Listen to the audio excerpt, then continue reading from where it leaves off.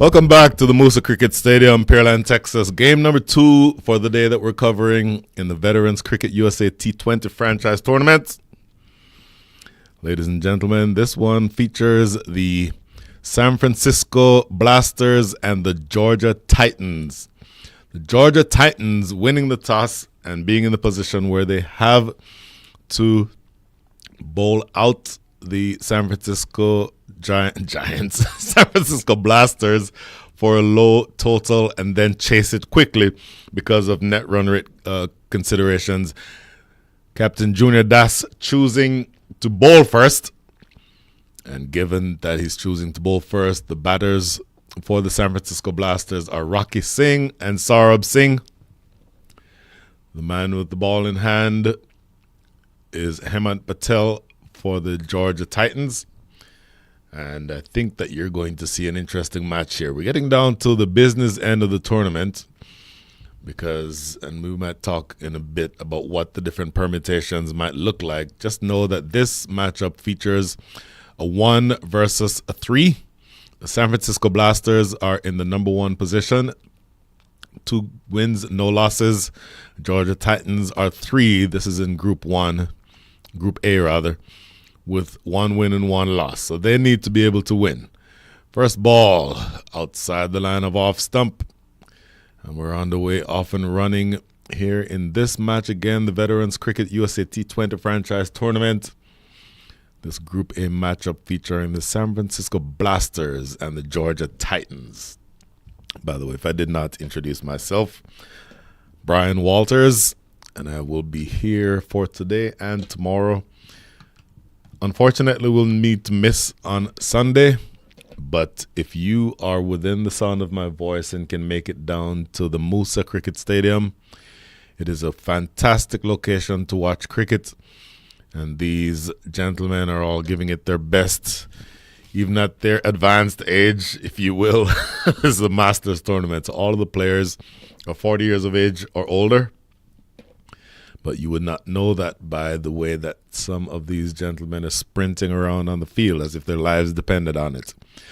So the first run is underway here. Rocky Singh knocking it into the leg side for a single. Umpire, the man with his back to you as of right now, is Kalpesh Patel. And umpire at the square leg end as of right now is Owen Brown out of Montego Bay, Jamaica and Houston, Texas.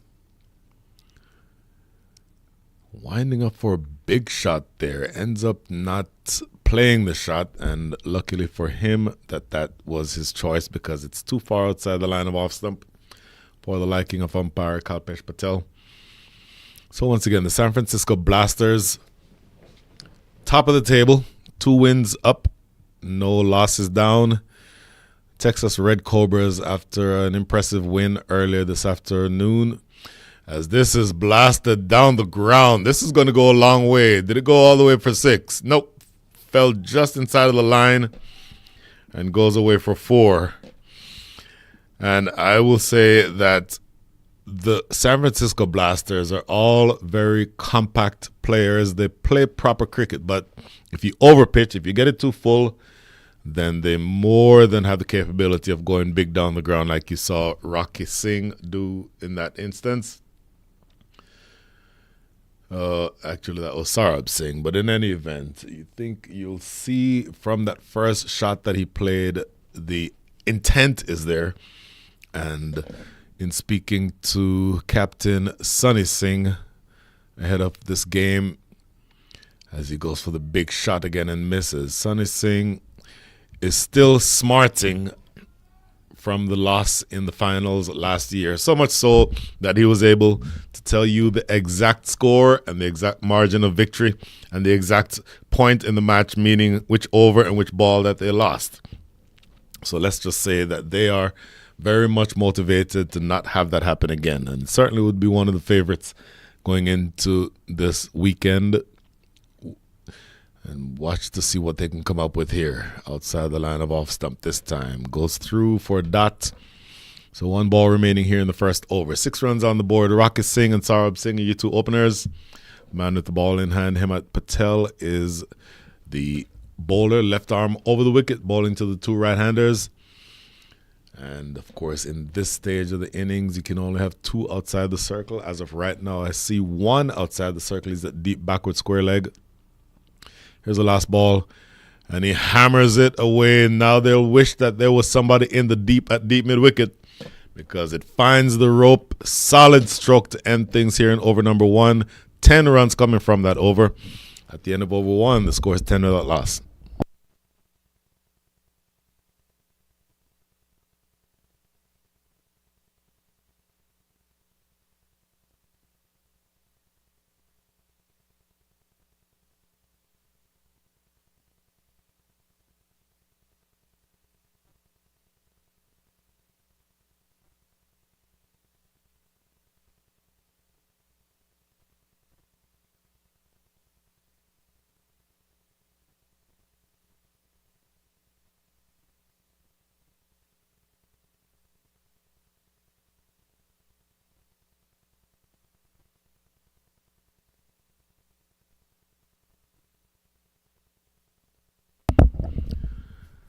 So 1 over in the books. Strong start here by the San Francisco Blasters. Saurabh Singh 8 from 4 with 2 boundaries. Rocket Singh 1 from 2.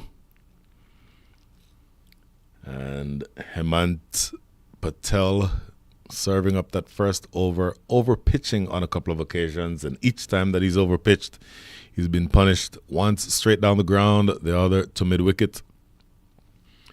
And so it's going to be a change in bowling, as it's going to be Jwalant Vakil, JV Vakil, who is going to look to pull things back here. You don't want to have the San Francisco Blasters run away from you because they can be a very difficult team to catch up with. Firepower in the batting lineup, not the least of which is from the captain himself, Sunny Singh. I would assume that at the fall of the first wicket, he would be the one coming in next. But in any event, they bat very well. And there are no demons whatsoever in this pitch. It is a road. The ball comes on nicely to the bat, and it absolutely puts you in the position of being able to play shots. This is down the leg side. Turn to short mid-wicket. Actually, short square leg. No run there. JV Vakil, been around for a very long time, of course, and I will tell you that he's one of the, not only one of the more experienced cricketers, but, well, everyone who's playing is experienced, but one of the most genuine champion men, and that you'll find anywhere in cricket or just in society in general. Just a really genuine gentleman. But his job right now is not to be nice. His job is to take wickets. And if not take wickets, at least restrict the Blasters from getting away. But a couple of dot balls to start, so that's a good start with the ball for JV Vakil. Here's the next delivery. Over the top of extra cover. There's a man out there sweeping, a couple of bounces, and it gets to him on one and those couple bounces. And so you've set the field relatively well. Apparently they know that the batters, particularly Rocket Singh, wants to go up and over the extra cover area, and they've done well enough to protect that area with the sweeper out there. Again, these are the power play overs, so you can only have 2 fielders outside of the circle during these overs, during the next 4 overs and 4 balls. The field now, there's a long off, and there is that sweeper on the offside. So the line has to be outside the line of off stump. That's a good line. Given the situation, given where you have your fielders, this is exactly what you want. Now, anything too straight, and you absolutely will get punished because, again, the protection is in the deep on the offside. So you have to be outside the line of off stump. Oh, huge swipe that time, wanting to drag it from outside the line of off stump to the leg side. You can tell that that's what he's trying to do. But that's good bowling by JV Vakil, keeping the ball outside the line of off stump. Can he do that for one more ball here? 1 run from the over already. An excellent over so far. And he absolutely does do that. Keeps it outside the line, keeps it outside of the hitting zone Saurabh Singh wants to go after him, but not able to. Make that 3 straight dot balls to close out the innings. They close out the over, my apologies. 1 run comes from over number 2. The score is 11 without loss.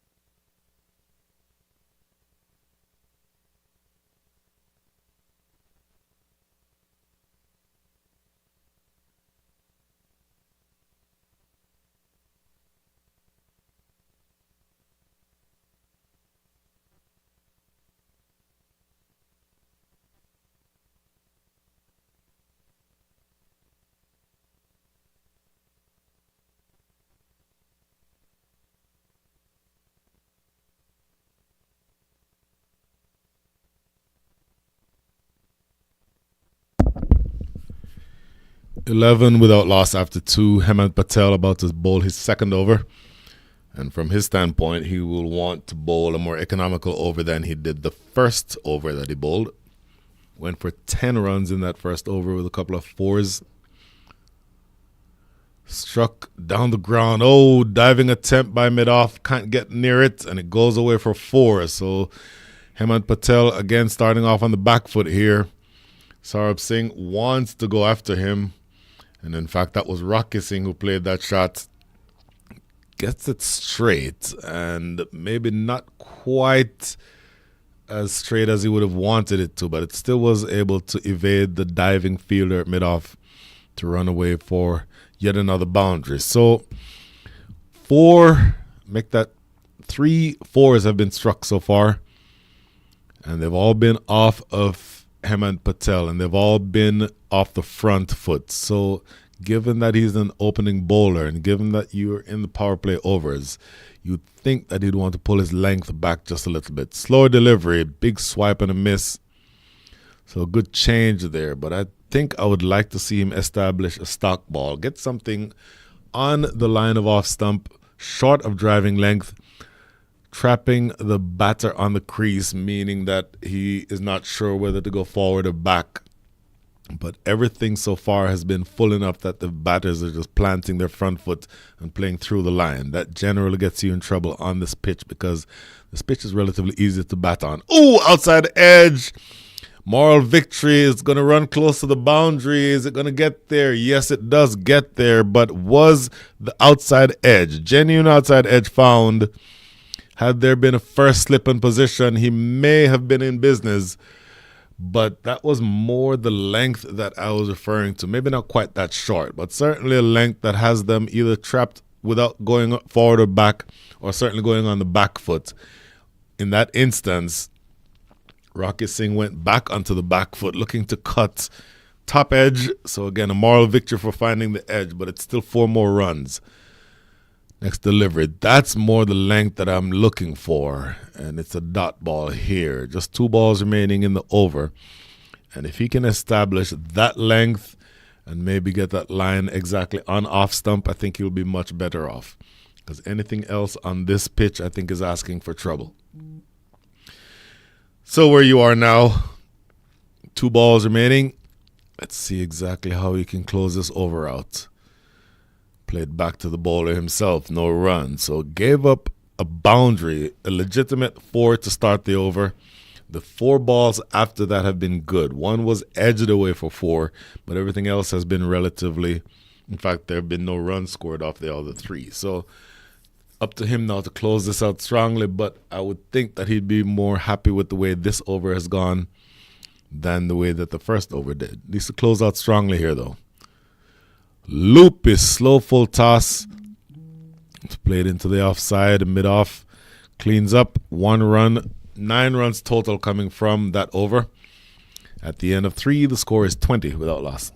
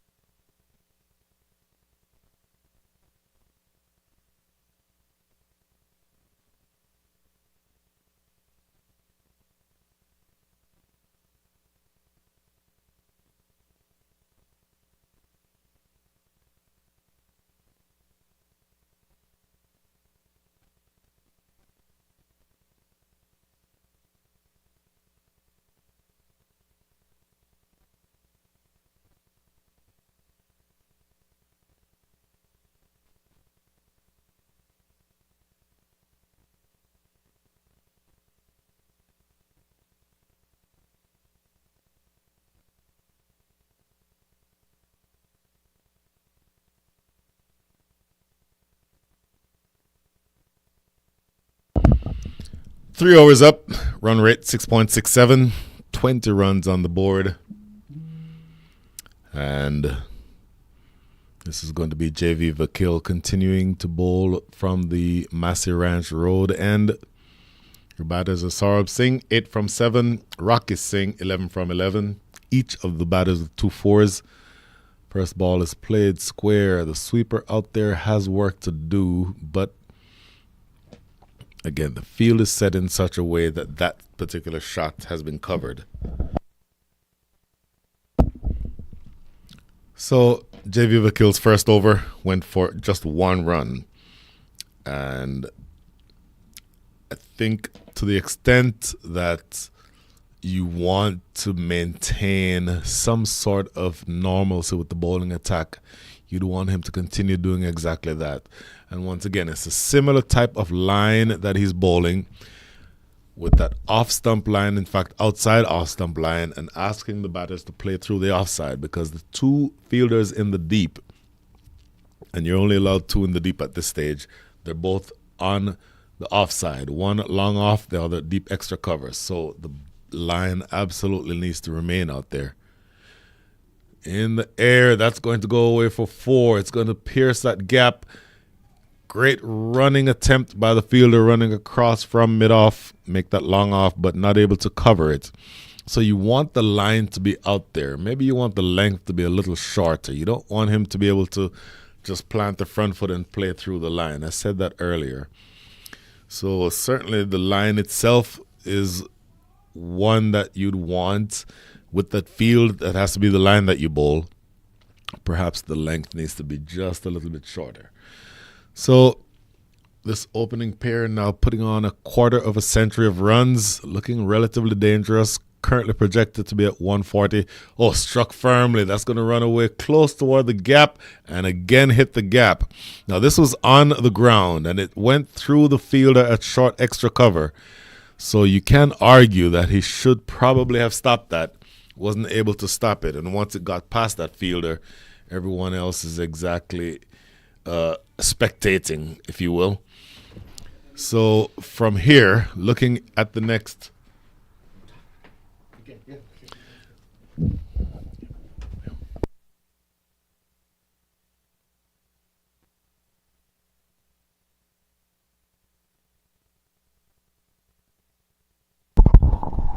So it is now, with 2 balls remaining here in over number 4, JV Vakil again.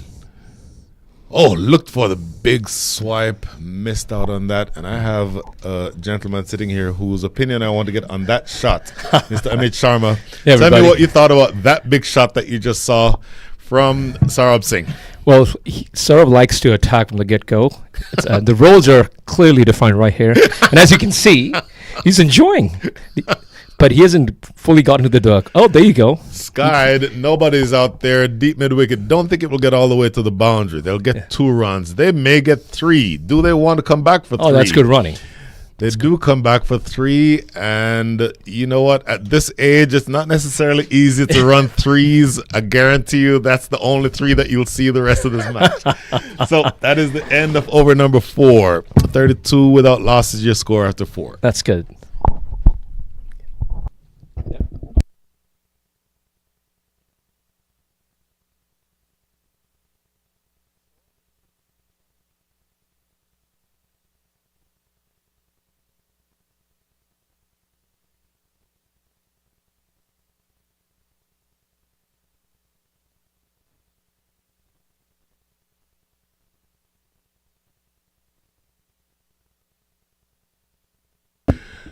Back here at the Moosa Cricket Stadium, and you were telling me a little bit about the proclivities of Saurabh Singh. Say more. Yeah, Saurabh really likes playing through the line, both square of the wicket and also over extra cover and also mid wicket.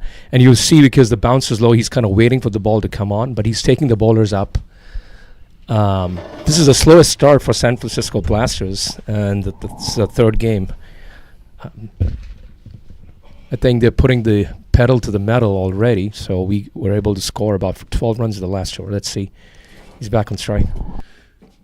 So Hemant Patel back into the attack for his 3rd over. man after my own heart. Left arm pace that swings or goes by the outside edge. And all of a sudden, I was by myself for the longest time. And all of a sudden, there are a multitude of people inside the studio. Mr. Kuldeep Patel, good afternoon, sir. Good afternoon, Brian. How are you?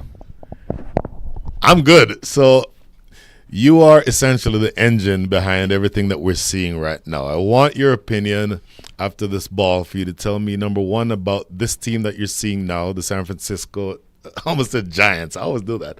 San Francisco Blasters. But then I also want to sort of broaden the scope a little bit. Tell me more about the tournament and about what you're looking to accomplish by doing this. In fact, while we have the delay, maybe you get into that right now. Thanks, Brian. So first of all, this is the most scariest team out there in the league. You know, I always joke about it because I've played with Sonny for a long time. We thought it's only him who does this, but there are no breaks in these players. You know, we played them the first day and I'm like, everything, even a good ball, they trash them. You know, Saurabh, I mean, last year he came, he made his name out here, right? Yeah, he was the MVP last year. And then we played finals. And boy, I mean, we chased it down, but again, they 15-over game, they put 155 last year in the finals. This is the team to beat. I mean, that's how I look at it. But obviously, this game, they should win. If they don't, then they might have some doubts, you know. And obviously, we also want them to win, because if they lose, then we are out of the playoffs. So it's a good game to watch every year.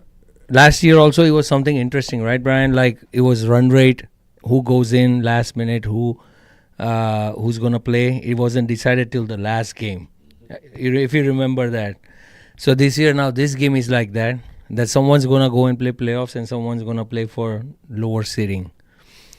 So good. That's what I like to see. I mean, me and Janak, when we planned this out, right?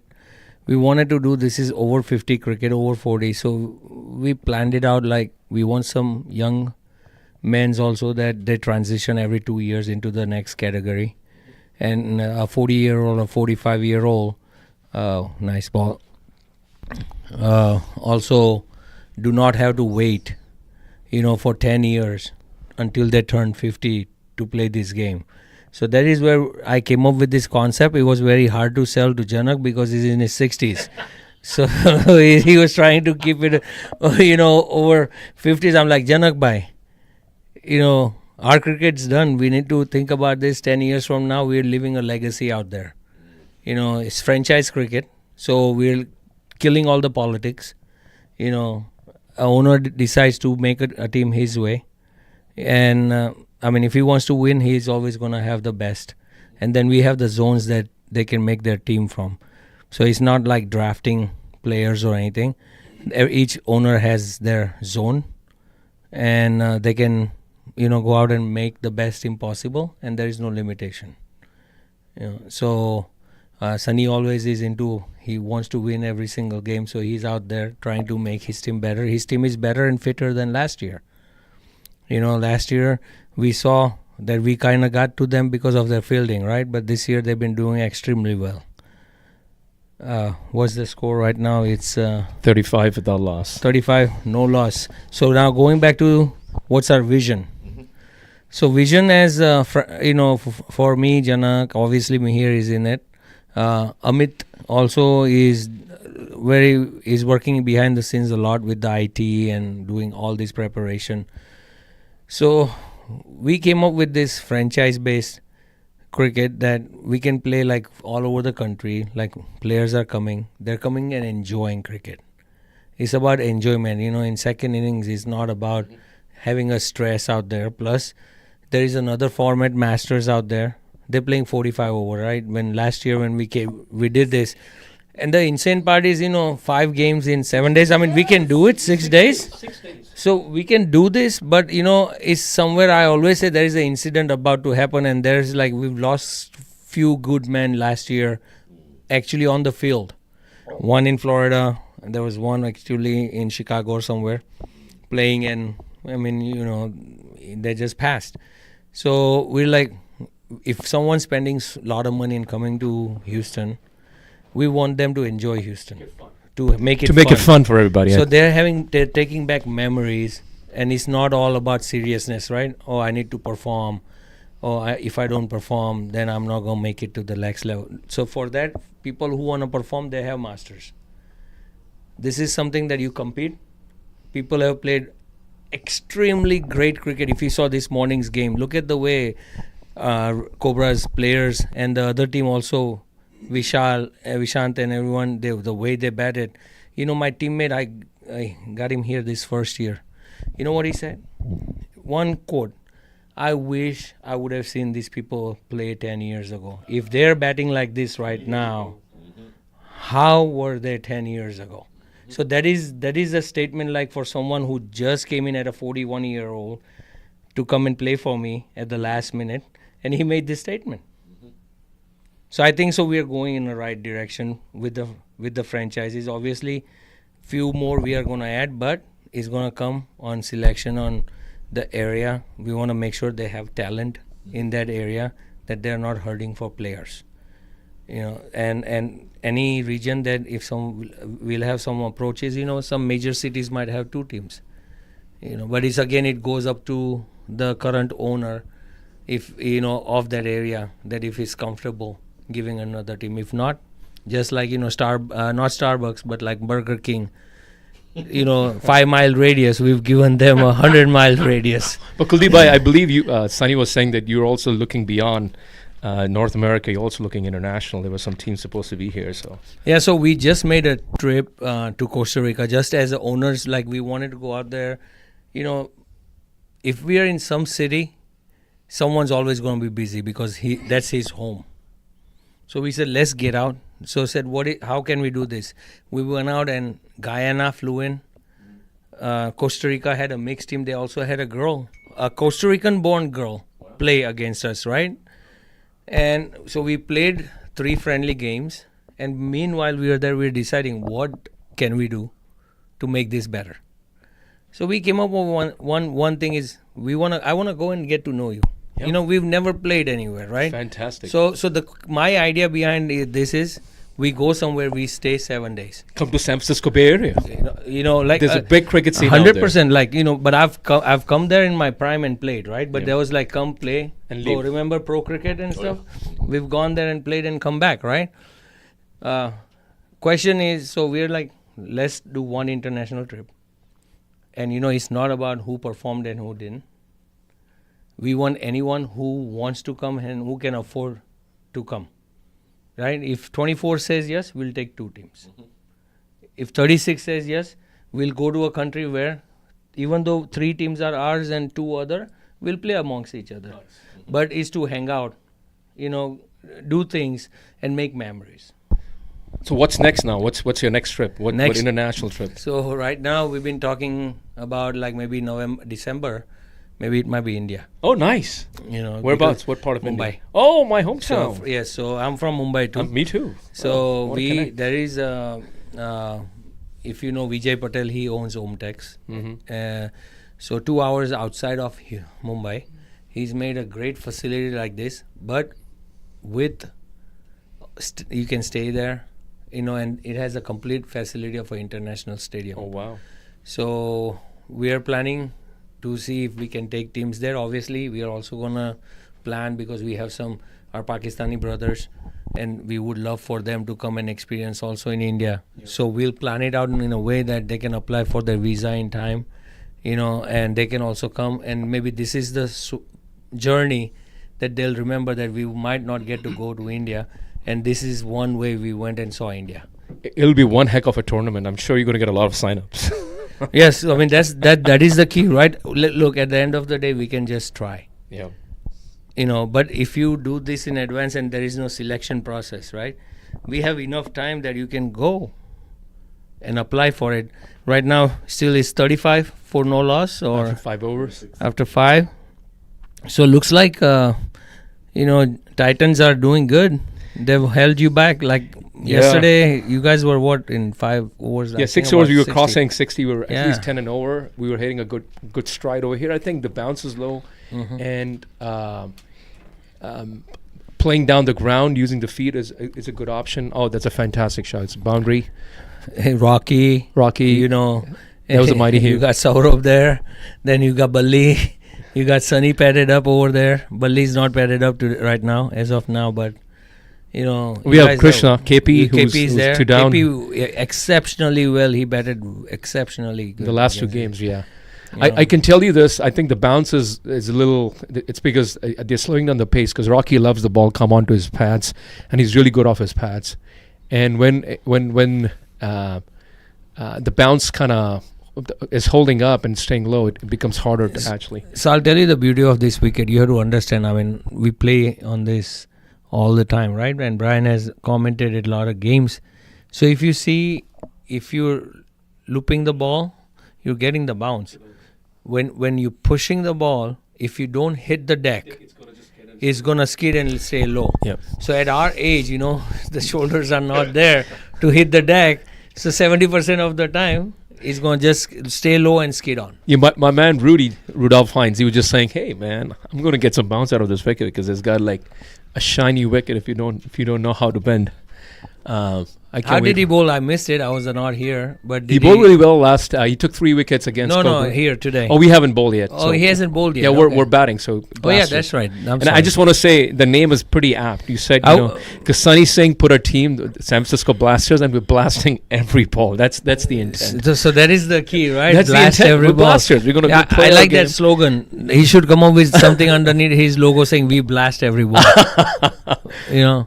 But so, you tell me, how is the feeling with these veterans and the San Francisco Blasters back home in San Francisco? What's the hype? The hype is great. Sonny's he brings the energy he has in the team. He's a franchisee owner, so Sonny has a big personality. He's out there. He's encouraging. He's very hands-on. He's a cheerleader if he has to, so he creates that hype, right? You look at social media, our Instagram channels, our Facebook channels, we have posts. People are watching, and I think because it's early days with veterans cricket, it hasn't caught up like Masters, but it is actually picking up this season. I'm pretty sure next season he's going to have more people wanting to come play. And knowing Sonny, he picks his team right because he puts emphasis on fitness, and he's also a great leader because he exemplifies what he expects others to do. So that's how he does. So that's the idea of how Blasters play. So that's what we're doing. Right now. And the way I feel, I will need everyone's help to pass this word around, Yes. right? And make it happen where every good cricketer will have something also additional to play. In a T20 format. Absolutely. And one thing that, I'm very picky about things, and Sunny always says you're a pain in the butt. But when you're watching on TV also, right? I mean, when you see everyone wearing the same color pads, same color caps, it just totally entirely feels like, that's the feeling, right? Hey, we got to get the brand right. We got to get the spirit of cricket right. Yeah. We got to get it right from the get go of how we play T20 cricket. And I can tell you, I've played Masters here, and watching. I'm having a lot more fun. That's the key. And so I'm just telling you personally, who's played a few games out here. This is a great. This is a fun tournament, and having great facilities like Moosa and of course Prairie View helps. So I, for over 50, the way I always laugh, Brian, and I say, when you play for Masters, it's like you trying to play for the country. Okay, right? This is IPL. Right? So Brian, you got to comment. So the players, they can aggressively play, but after the game they are all smiling. Exactly. Because it doesn't mean that from here I'm getting selection calls. Well, because I know that the pressure is very different. But don't get me wrong, the franchisee owners expect a lot. No, they do. But I'm saying, like, as a player, right? Like, I've played for franchises, right? You give all your, and that whatever you did, right? I mean, you couldn't do anything more than that. But there is no, I'm going to be out of USA team. Or this performance is... The pressure is different. The pressure is different. It's not going to hurt me. Pressure is not there. Yeah. So, that because I've stayed with IPL players and teams. And I know the whole concept, like how it happens. Like, they're very easy. Like, it's no pressure. The camaraderie is there, and then it's... And India, when I traveled with the Indian players for India games, right? I already know day before they are so zoned in. Because they're wearing the country's badge. Yeah. Because now they don't want to let the country down. Yep. That's the goal anywhere. Wow. If we were even Masters USA, right, then the feeling is we are representing USA. Yep. Then the expectation you set for yourself is, I want to do everything in my hands to make sure our country wins. That's So that's why it's two different things, right? No, absolutely. Great. Thank you for sharing that. But both tournaments are doing great, to be very honest, Yeah. right? And again, they both gonna be feeding each other because the players they're coming to play for here. We are going and playing there. Yeah. And for us, over 50, we are retired. We don't have anything to do, just play cricket, and Brian, more commentary. But I'll tell you one more thing. The format of 20 overs, like you said, Masters playing so many games. Because I remember we played like 5 games in 6 days. It was insane. Like, it gets really hot and 45 overs. I think the pacing of this tournament, the way you have the scheduling done, I think it's just about right. You get enough time in between games. You get enough time to recuperate and then go back and do it again. So it's again like, years of do's and don'ts in your mind, right? You have your diary in your mind. If we ever do something, what should work? What was my opinion when I went and played for some tournaments? So then we try to make something where when you're fresh the first day, you knock out that 2 games, and now every day you're only playing once. Either you're waking up late, or you have the rest of the day to yourself. Exactly. That's what I said. I really love the format. Someone who's doing this for the first time. I appreciate what this tournament's doing and the opportunities you're creating. And it's a right balance, actually. So, look at that shot from Rocky. A glide. And the biggest thing is, like, if I see is played in such a professional way every single game so far, that, after the game, everybody's smiling, hugging each other, competing out there. And once the game is done, they're all hanging out. Like, my team is hanging out right now with the Titans over there. It's worth it for all the hard work. It's not easy, right, Brian? It's like 6 months of work for 4 days of tournament. But the camaraderie is great. I'm impressed that everybody knows everybody and people are making a point to meet you, talk to you, catch up, and then go play competitive cricket and go out and then have a laugh. And the main thing is the respect, right? Everyone has a respect. Like, when we walk out there, they're smiling. They're getting up and giving hugs, right? Hey, thank you. We're here to have fun.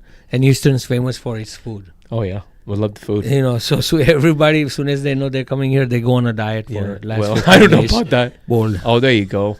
Playing First across wicket the line gone. cost him. You wanted to press the accelerator. That's sort of always for you. Had it connected, it would have been gone out of the park, but misjudging the bounce and playing across the line cost him his wicket. So I believe the captain's wearing the gloves, or I don't know if he's coming in, or... Next up is... So while this batsman is coming out, we want to thank some of our sponsors.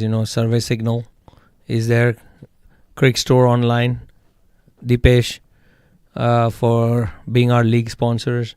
Med System for being our league sponsor, and also Shanti Constructions. Right. So thank you for being a league sponsor. We also have few team sponsors, which at some point we'll go and announce once the list comes out here to Brian. I'm sure Brian is going to go out and acknowledge every one of them, and without them this would not been possible. So one change, Brian, you see the flags this year versus we didn't have it last year. What do you think of that? For me, it's always important to highlight, especially from the northern camera looking back at the southern end of the ground. And as you all are looking at the camera right now, to the top right of your screen is where the flags are that you're referring to. It adds an air of authenticity. For me, it also makes it look as though it's official. And you never mind seeing the American flag, but you also don't mind seeing the flags of all the teams, because it sort of emphasizes what you talked about earlier about the togetherness. Mm-hmm. And all of that, to me, adds to that entire environment. And that's something that I love to see. And this idea actually was from Junior Das. Mm-hmm. And he said, let's go. Last year, we almost realized that the last minute we tried. But they couldn't make it in 2-3 days. So this year he's like, we're gonna order it and get them made, and let's put them out there. And actually, I like it. It also helps for the wind direction to the bowlers and the captain. Honestly speaking, that hey, which way the wind's going. At least those flags can. It's like a cheat sheet. It's great though. Actually, the captain's in, and he starts off with a. There is a lousy fielding by the bowler, not stopping the ball. There's again, he's throwing. The calling isn't that good. I think they're just taking their time, and Rocky's been cautious because he got run out yesterday.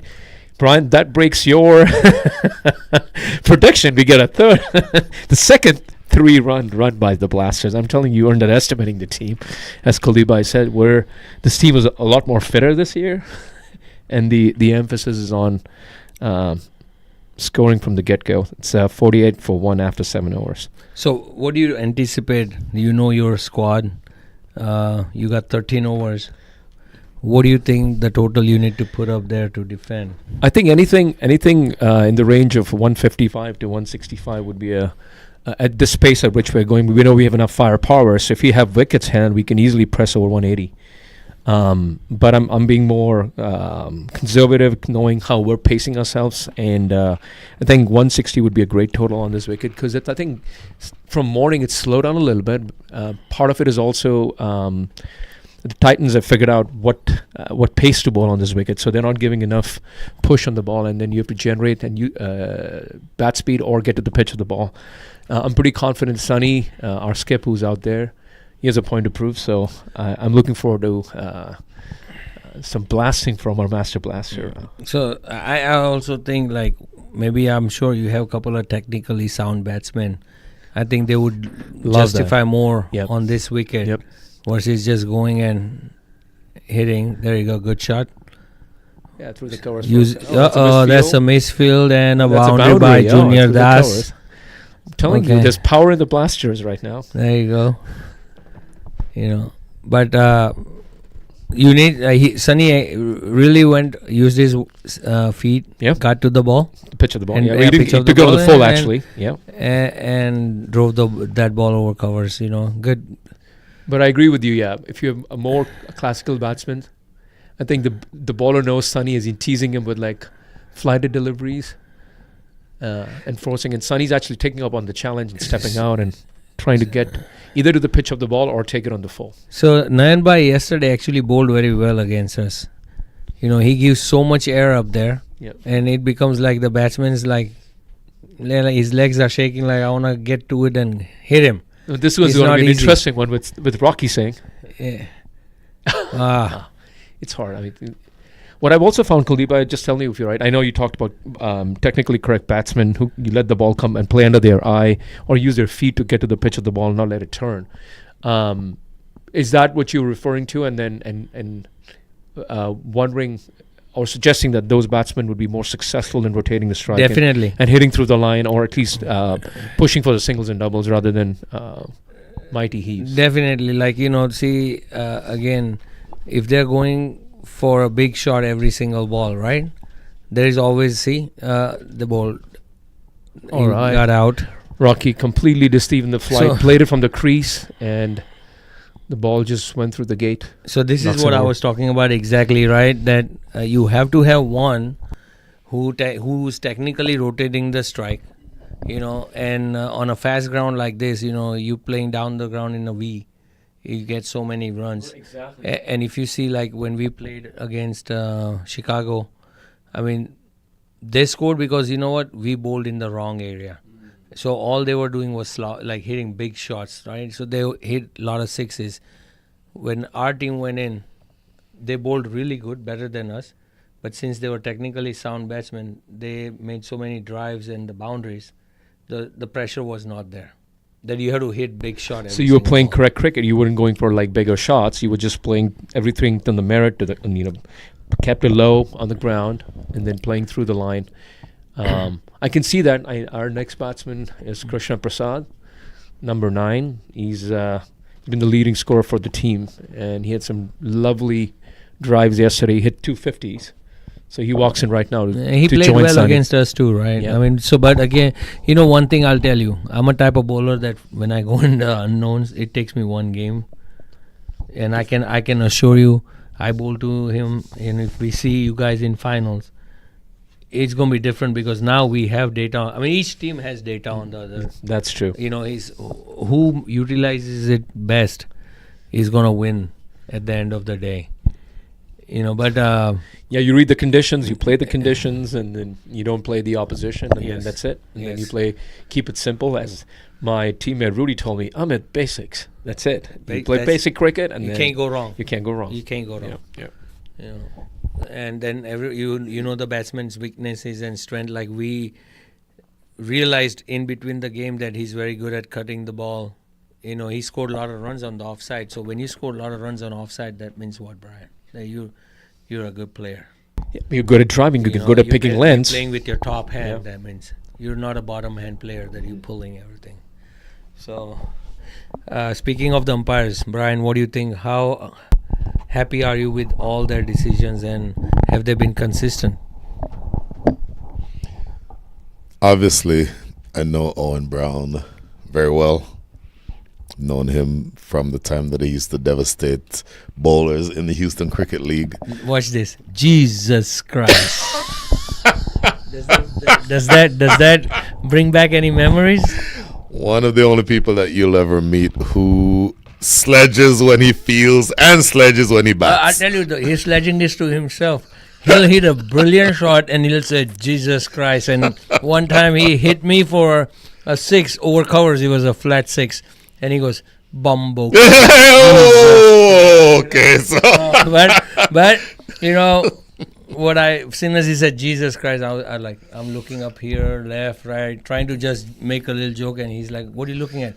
Well, you said Jesus is here. I'm trying to see if I can get some help, that you don't hit me again. right. But amazing cricketer. I will say, obviously, he's a brilliant umpire. The one decision that I think would have had to have been scrutinized, I don't mean that negatively, I mean if there is any judgment call, was an LBW decision. Okay. And he generally gets those bang on target, and he sort of takes his time to think about a decision before he gives it. And once I looked at the replay, bang on target. It was hitting leg stump. It was hitting leg stump. And so what you want to see from an umpire is consistency and deliberation. You don't want to see an umpire who immediately puts his finger up when an appeal is made. You want him to think about it first, and then I think he epitomizes that exactly. And I'll tell you one thing though. I've learned over a period of time, right? Any bowler is not gonna like it when umpire is not giving out. Any batsman is not gonna like it if umpire gives out. But even at the highest level, umpires are making mistakes because now this game is at a so high intensity, right? So mistakes do happen. Yeah, I agree. All I say is that as long as you are not doing it intentionally, Yep. and the hardware and tools are not given to them about a third umpire and a replay, right? They can only do so much. It's real time. It's real time. So like I said, as long as they're consistent about it, That's pretty good. that's good enough for us. And then also, since you're doing this, you said it takes 6 months of planning. That was a very good ball right in the block hole. Sonny dug it out really well.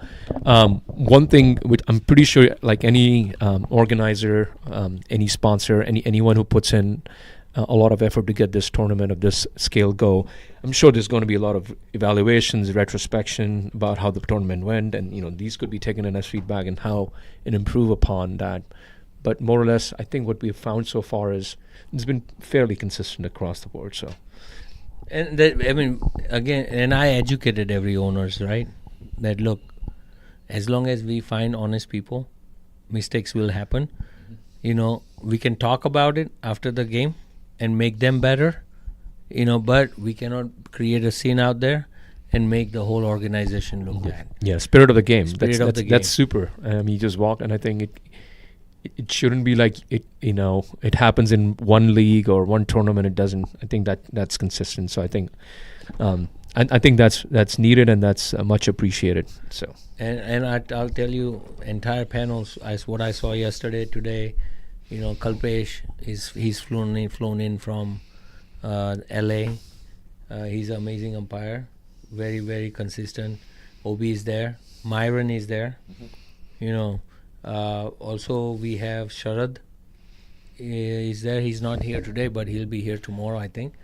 So we're making a good panel, and you know they're enjoying it too.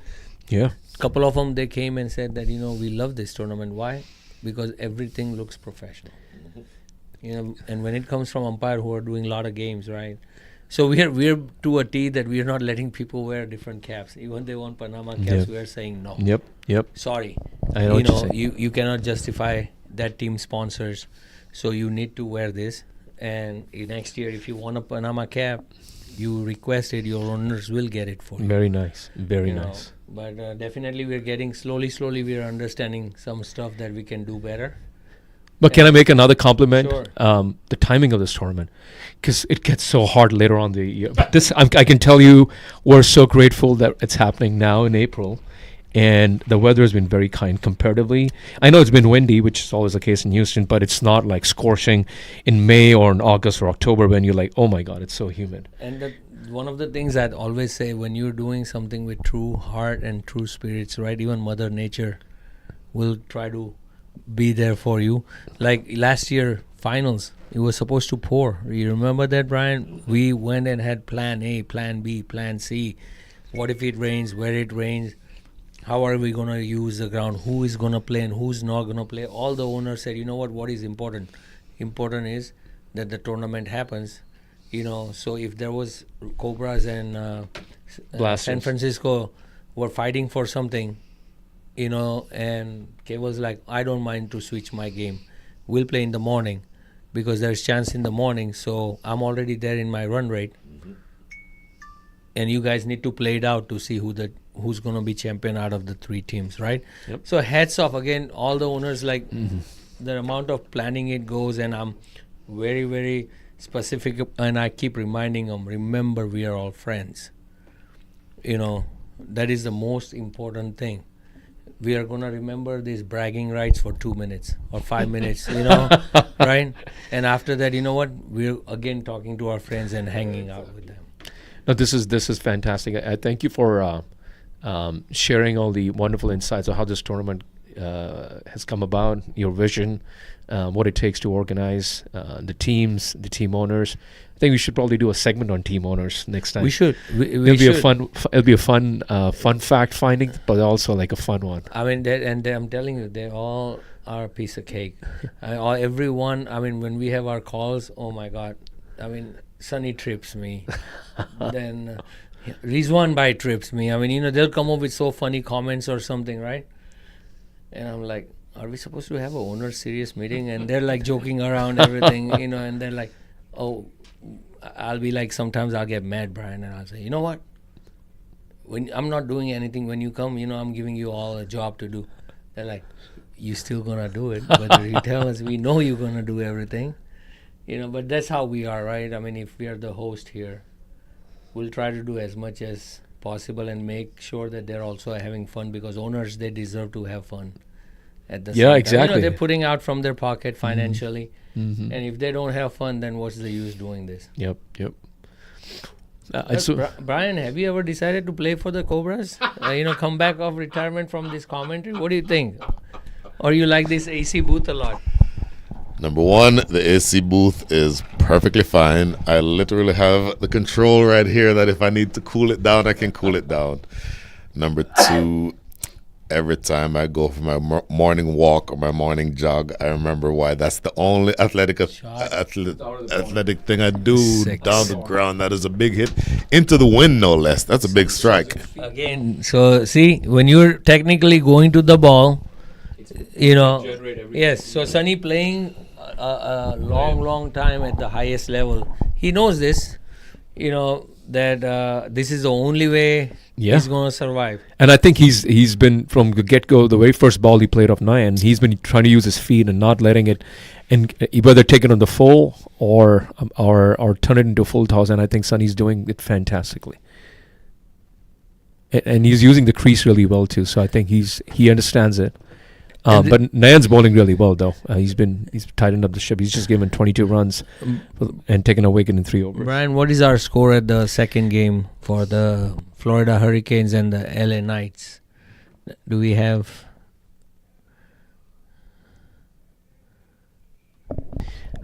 So this is the halfway mark while Brian checks the score. I think typically we have drinks right now. I'm not sure if they're going to do that. These young men are getting in shape. They're in shape. Look, they're not wanting a break. Florida Hurricanes and the LA Knights. Florida Hurricanes after 11.2 overs are 106 for 2. Sami Sadiq, 22 from 14. Manav Sharma, 43 from 31. 4 fours and a 6. Full batting scorecard. Manav Sharma, 43-31. Mac Qureshi, 33 from 21. Murshid Kalam, 1. And then Sami Sadiq is at the wicket. So, Mac is here. That is another person. I'm telling you that 15 years ago, he's the one, 15 or 20 years ago, he's the one who started this franchise cricket and US Open that he started. That was the only tournament I remember, once a year, where everybody looked forward to going and competing. Yep. And after that, all this now, Houston Open, Atlanta Open, there are various tournaments all over the country. But Mac has given tremendous, time to this game as passionate person. And when I was talking to him, he actually pulled my leg and telling me he didn't know there was a tournament going on. And I ran into him in a restaurant 3 days ago. I'm like, Mac. And he was with Ali Khan. And they were just having coffee. And I'm like, what are you doing here? And he's like, I'm here to see a friend. Are you going to play the tournament? What tournament? Next morning, I see him batting. I'm like, man, you just found me. You got me. So today also he scored. This guy, every time he comes, he does score. And Mac is only interested in batting, huh? By the way, Brian, Mac is like, I'm gonna come, I'm gonna bat, and I'm gonna head out. I'm gonna leave. Oh my! Busy God. man though. He's a busy man. It's fantastic hearing all these stories called by. Sonny's taking up responsibility in the charge for the Blasters now, who are 72 for 2 after 10.2 overs. KP's doing around the ball. I think KP's pretty much suited for this pitch because he plays through the line and he plays low. I mean, and he's a classic batsman. That's the way. See, this is exactly what I'm talking about. And I think you shouldn't be afraid to run twos over here. So, that's a good run. So when a batsman does this, right, now a bowler doesn't know where to set his field because these are technical shots, and KP has all these shots. Yep. So he's going to use this, if his little short back foot cut, up, drive it front, leg side short, pull. I saw him first game and he batted amazing. And then he's an informed batsman. Yeah. He hit some beautiful hits yesterday through the offside, cover drives. There you go. There comes a beautiful shot. Oh, that's a great shot. The weight transfer to the back foot. It trickles. Oh, it stops right before the boundary. 3 runs there, though. There you go, Brian. That's the third 3. I'm going to make you... I'm going to remind you that this team was capable of running a lot of threes. But you're right. KP has that game, and he's also very wristy, so he knows when to bring his wrists in play as well. So he generates a lot of power through that, and he hits clean. And Sonny does a Sonny, right? So I don't know. You can't put any fuel for Sonny. How long have you known Sonny? Oh, I've been competing against Sonny for over 20 years, more than 20 years. So I've been competing against him for 27 years. Probably 25. Yeah, but less than you. There you go, another cut shot. Oh, oh my God, that's beautiful. He's over there. Yeah. So Sonny and I actually first time met when we actually went for the U.S. trials in Philadelphia. At the Haverford University. You remember that one, Brian? Which university? Haverford, right? That's where in USA, first international game happened on. What year was this? 98. Oh, wow. 98 is that's first time I met him. This young flamboyant guy walking, Punjabi guy walking. The swagger, and the swag, Punjabi and swagger. That's the Virender Sehwag of here. And again, he was like, blast every ball, see ball, Exactly. hit ball. And we are there in the trials. And then we were 3 days, 4 days together. And since then, we've always stayed connected. Oh, fantastic. Then we also both served as national selectors Look for at it. United States for 4 years. Oh, wow. So Sunny was from the West Zone selector, and that was a good memory, good time. We were given a task to clean up this age group, USA age that was at 35.5. And wow. after 4 years, when we left, it was at 28.5. That's good. That's good. But we had to make some tough calls. We had great players that we kind of ended up not selecting because we didn't see, them playing and the future stops playing cricket. So we made some bold decisions, and we were not scared of losing. We said, what is the worst? If the senior team right now is going and they're losing too. But if the boys start playing well, and they can, at least learn from every single game and get better and better.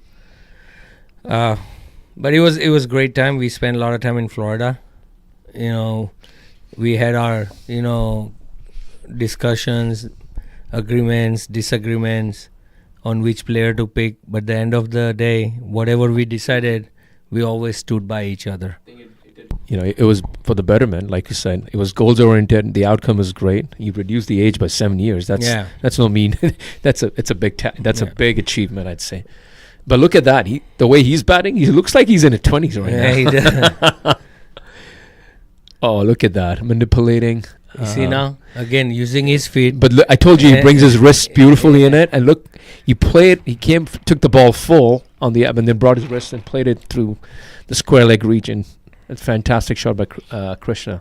So I believe, Brian, for the first game, if you see the wicket right now, what do you think? Is it playing better right now, or is it the same, or the morning it played better?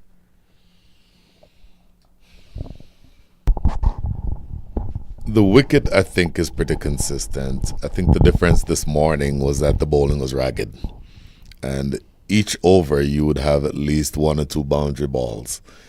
So far, the bowlers have done a better job of sort of manipulating their types of deliveries to prevent the big hitting.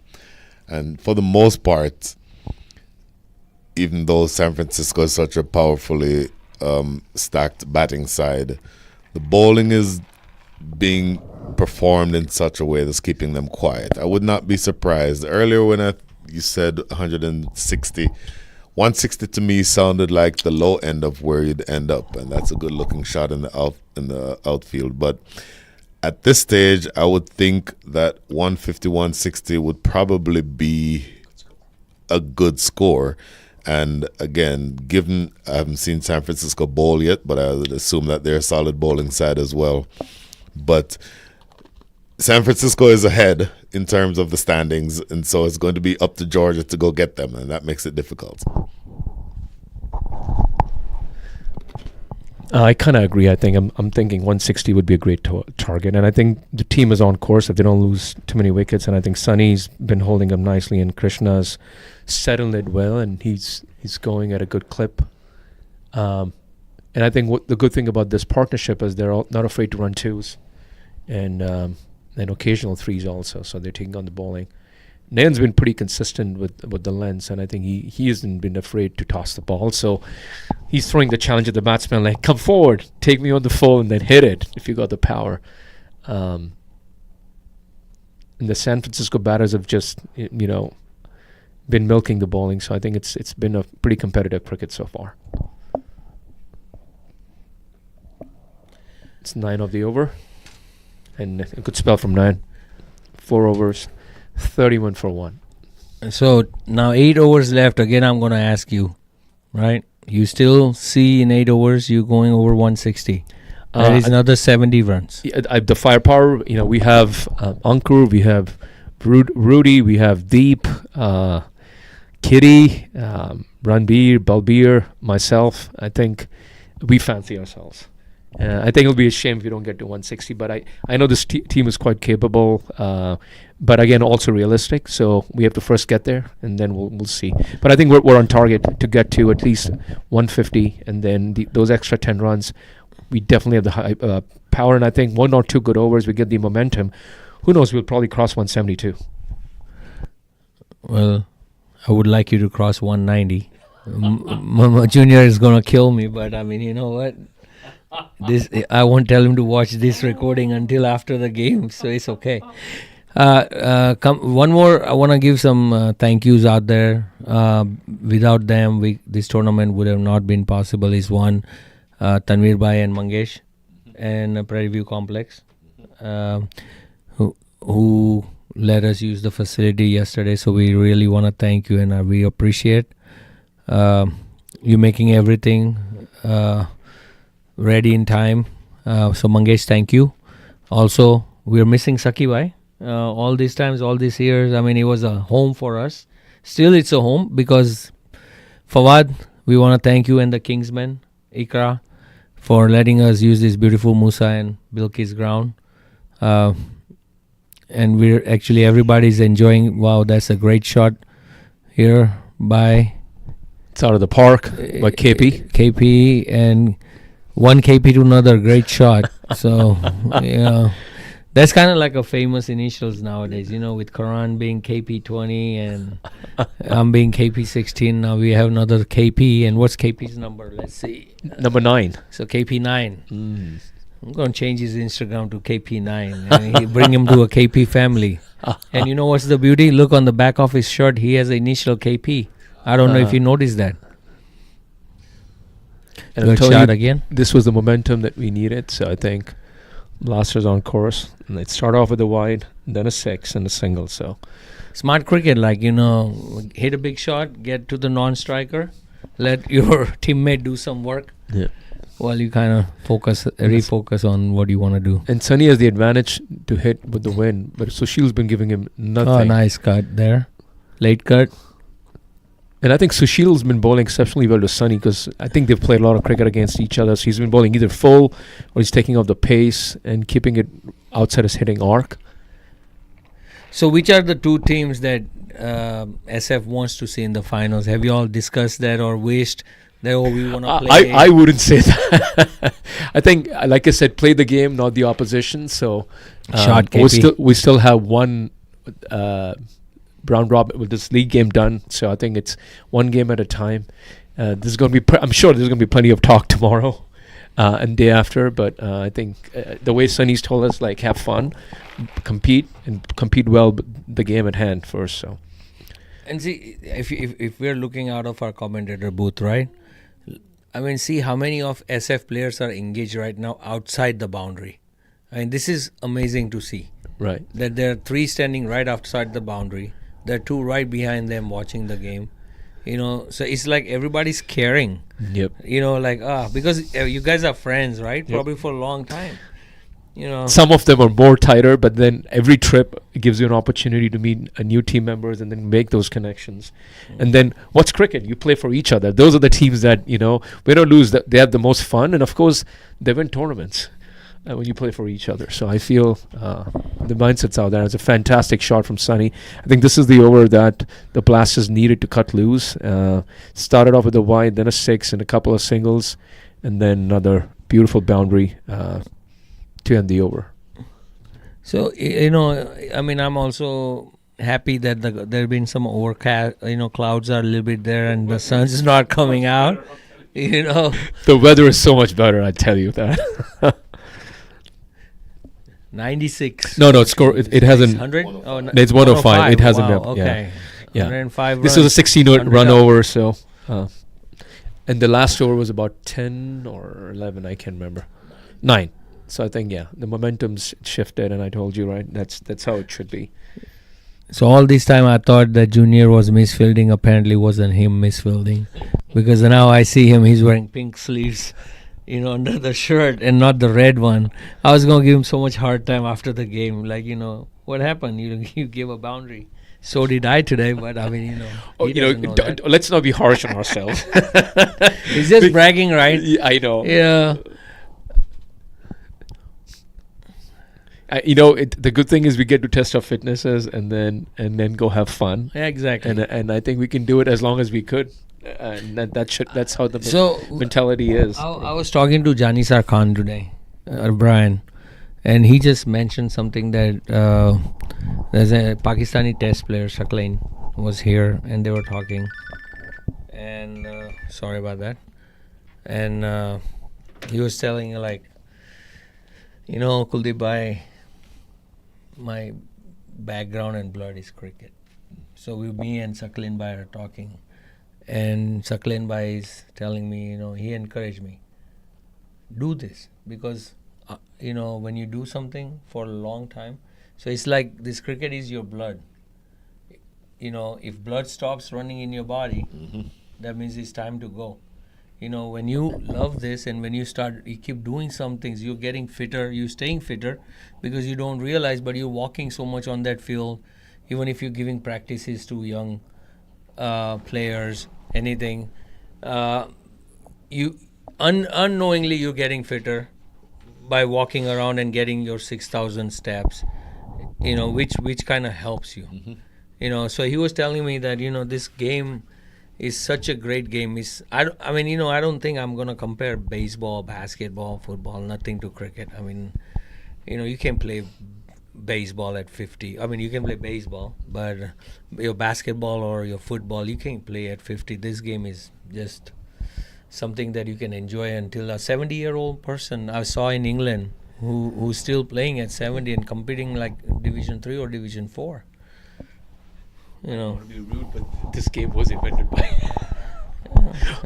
they're Britishers, exactly, older people they're wanting smart. to play. Anything they've done, we all follow anyways, everywhere. No, to be very honest, I think they've left their legacy. Yeah, but I think we love this legacy more than that. I think it's for some people, it's more than legacy. It's religion. It's many things. I think it's another play and miss, and he's trying to play across the line, which is, normally he would play this through the over the covers. I think he went across and the ball kept low. It's been a good start by Devon because it's just one run off 4 balls. And now Sonny being tapping it on the offside. So I know since Brian has given us the mic, Brian is taking the back seat, and we're doing the commentary. I hope you're not gonna take this in a wrong way. We're enjoying. We love talking, and I hope people are listening. Well, a friend of mine have messaged, and one is Shahnawaz, and they're watching the game. And Brian, what is he saying? Good commentary, KC. Good job with the tournament. Enjoying it. So Shaji, we wish you were here. I'm sure you came last time, and hopefully it's a fantastic shot from KP. It's a beautiful shot from Krishna Prasad to end the over. So look at this now. I'm getting messages. So there are people out there watching. So that I just got another message. Someone's asking, is there a room in Veterans for me to play? I told you the word spreading, the word's going out. Always we welcome everyone to come and play. And the key word for entire 1 hour of commentary is fitness. So please come and run around a little bit and show us that you can survive for 5 days, at least a T20 game. So Brian, one more thing. Let me ask you actually, not to Brian, both of you actually. What do you think of the way we've come up with this format of 40, 45, 50? What do you think of the mixture we've done with that? I have some reference to it because I go to India, Mumbai. My brother, younger brother, he plays the MCA tournaments. Right. So they actually do that. And I saw this and I experienced it because I played a few games in Mumbai as well. And so they were actually allowing players, 2 or 3 players, especially when it was an over 50 tournament, they were allowing 3 over 45 and then 1 or 2 over 40. I'd seen this construct and I didn't pay much attention to it. But now, and I played a couple games, but now when I'm noticing it much more closely, I think it's a healthy mix because the onus is on 50 plus cricket, but I think bringing in a combination and limiting that, I think it raises the bar of the game. And also what I've noticed is, and this is just as a snide remark, a joke, it just allows 50 plus to just hang their back, and have these younger folks, man the boundaries, run and a little bit more Agreed. fitter. So at least it makes the game a bit more competitive also. And you get the same people bowling, batting, so it also keeps the game Shot. straight to the fielder. Yeah. But it also gives keeps the game pretty competitive and moving along. It doesn't like stay at pace. So it's equitable, but also competitive from my point of view. So that's my personal Agreed. opinion. And so one of the things when we were talking about this, one thing that I had to convince everyone, like, because we all owners are over 50, so mostly initially we were focusing like 15. I'm like, wait, if we are doing this only 50, you know what, a 40-year-old is going to hold a grudge for 10 years that you didn't let me play, and then now at 50 he'll be like, I don't want to play with you. So the key was, like, last year we did it, that let's bring a 45 and then let's have 140. So and then this year from one we discussed that, hey, about last tournament, so we said we should do 340s because there's so many interest out there and they want to be with us with over 50. Okay, so I'm like, let's do 3 and let's marry one, like, so one can bat, one can bowl, and one can do both. So now 3 can participate. So you have 3 there. Then now all your 45-year-old, they can all play, right? So shot. So if now you have 5 players out of 11, they're still young, they're fit. It's a T20 game. They can hit the ball actually out of the park, and make it entertaining for people, our friends who are watching, at home. They're enjoying actually. It's not like, okay, the ball's not going out of the 30-yard circle, right, kind of thing.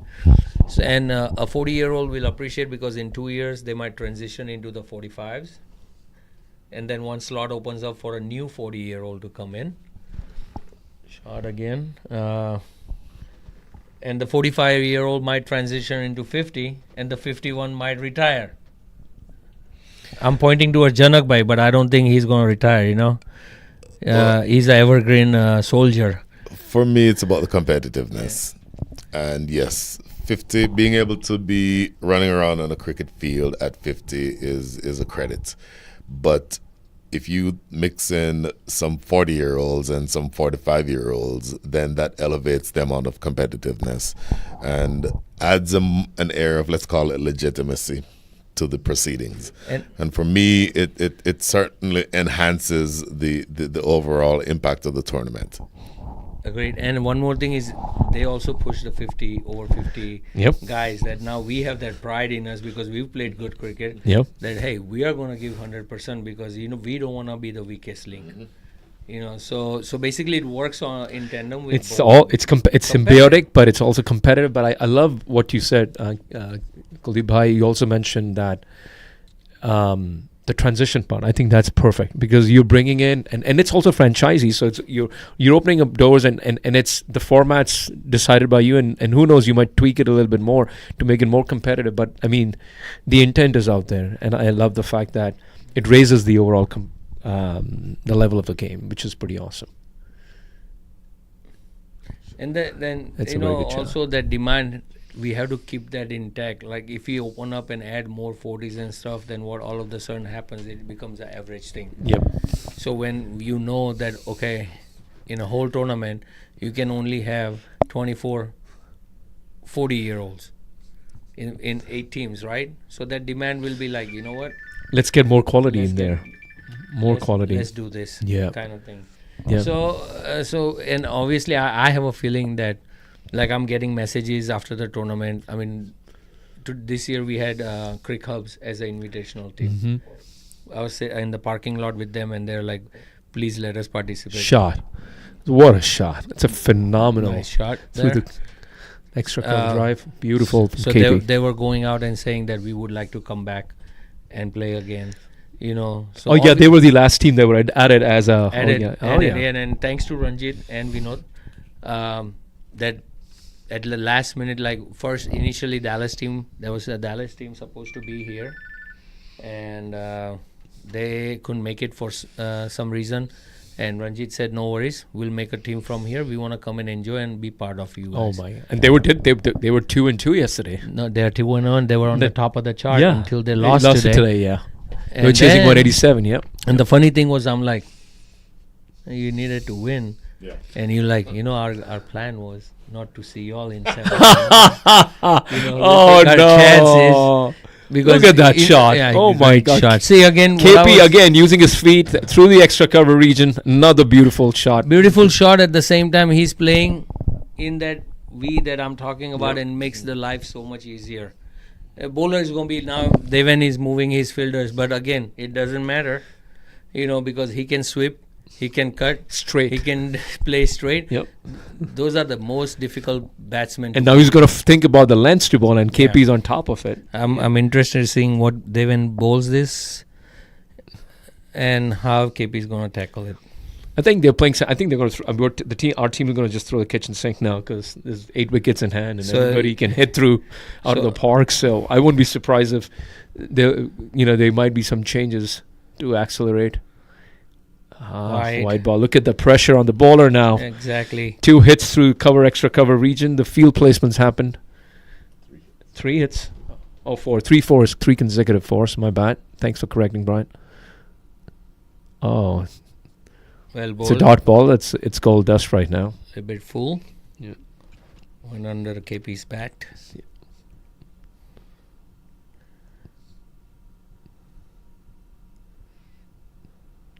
Shot Again, through once the, again. but it's in the gap now. He's played square off the deep cover fielder to cover point for another 2. That's fantastic. He's just manipulating the field, piercing the gaps, timing the ball beautifully, and that's his another 50, a third Great. consecutive 50 Wow. for KP. He's been on a roll, and he's been shouldering the San Francisco Blasters batting lineup. Oh, look at that! Say it Elbow low. just fell. That's cricket. Fantastic. But Another there's one more thing that KP, I'm thinking by now he should realize that I'm not going on a back foot.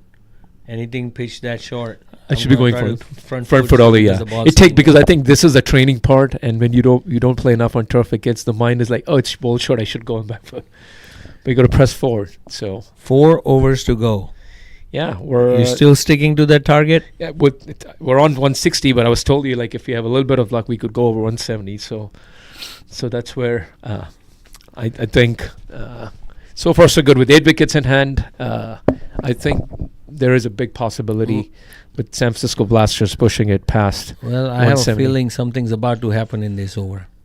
JV coming in with this win. Let's see if we can reverse swing the ball. Which is good, but I think the batting is loaded. And I think, but you're right. For a new batsman coming Exactly. in, they might got to take Exactly. an hour or so to settle in. They won't get enough time to get used to the bounce. Yes. and Pressure the pace will of be there. Yeah, pace of the wicket. But I think the Blasters are fully equipped. So if I were there going next, I'd focus on rotating the strike, single doubles, bowling hard, and then waiting for the loose ball, manipulating the lengths. And if one of these stays till the next 4 overs, the Blasters are crossing 116, touching 170. in my He's mind. going to be blast off. Yeah. SpaceX. He's going to the moon, Brian. Not coming back. Look at that shot. Almost. That was, Back I up. thought. Backward point. It's 2 runs. They might take on the fielder. All right.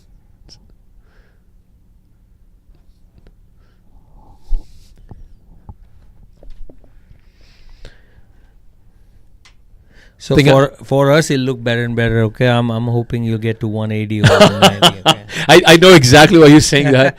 I want us to be 200, but I'm being realistic, and I think Sonny's going to be really hard this over. He's going to throw everything in this over. So, Going back to something, Brian, we always known each other for a long time. Our kids, we've seen them grow. How are your 2 boys doing? Tell us about their soccer journey and what's going on. We always talk about this with Jaden. He's my favorite because I've spent a lot of time with him when he was young. Sure. So tell me what's going on in their life. Kyle is living in upstate New York. He's playing soccer for Flower City Union. He is also coaching the girls, the ladies' Florida City Union, is in the coaching staff there. So he's right now trying to decide if this is going to be his last year playing so he can go full-time into coaching. That's a decision he has to make right now. Jaden is in your part of the world. He's a freshman at University of San Francisco and is playing soccer for them. So interestingly, Jaden, when he was younger, was a tremendous cricketer. Tremendous cricketer. And I'm not just saying that because he was my son. When he was 7, he was playing in U12 tournaments. Oh my God. And That's good talent. yes, but ultimately we had to make a decision as to where the maximum utility of his talent could be realized, and it ended up being soccer. But still a big fan of the sport itself. And obviously, I missed that. Wicket's gone. Chopped on, didn't he? Okay, so that's an enterprising innings. So- Where we 17 or 1 ball, and no, that's the end of the 17th. So 136 for 3 is your score. So I think so. I should quit commentary and go into fortune telling, because I did say something is about to happen this over. You did say that. I did, You absolutely did say that. And Yes. it was on air when I said that. Yes, So yes. I think it was those singles and a dot ball Yep. that forced KP to play. Yes. So 1 over gone with not too many runs coming, 4 or 5 runs coming off that over. So back to Jaden. Tell me, I know he loved cricket. He's a great soccer player. Getting a scholarship's not easy in this country, any sport. But obviously, as a father, when Kyle, if you're saying that he's going to decide, how's your feeling? Because, we as a father, as parents, we always wish the best for our kids, and we want to see them achieve the greatest milestone, right? And all of a sudden, when you find out he's going to stop playing and he's getting into his coaching thing, and you might not see him play at that level again, right? How's that feeling? What are you going through with that? Tell me. It makes you feel old, and it makes you feel proud, and it brings a tear. Matter of fact, I made you cry last I was time. about to say, you and I were sitting right here Exactly. when we got the confirmation for Jaden's Yes, scholarship. yes. And we were on the air, and I had to give him the mic and walk to the side because I was crying tears of joy. But the thing is, you love seeing your kids excel. Look, Karen, oh my God, I am so absolutely proud of him and everything he's accomplished. You talk about playing 2 sports, Karen being a baseball and a cricketer. And knowing that all of that emphasis on all the disciplines that you taught him when he was younger, seeing that come to fruition makes all the difference in the world. It makes you think, you know what, I've done a lot of bad things in my life. Some things I've done that have not been the best. One thing I did do good was raise that kid. Yep. And it makes you feel so good. And it is such an absolutely wonderful feeling. Well, heck, I mean, even when you do that and you're part of it, but still your wife says, I did all of that because you were out there just playing cricket, all day, all. So, but which is fair, I mean, it's fair. I mean, we were doing our things because, we played pro and we had to travel and we had to do certain things, Right now we are enjoying it. But at some point, we never had smile. You never see. Did you ever see me smile when I was competing, 20 years ago? No, it was all kill attitude. You come on the ground, you want to win, you want to get your wickets, you want to. Brian hit me for a boundary, then next one I'm hitting on his head.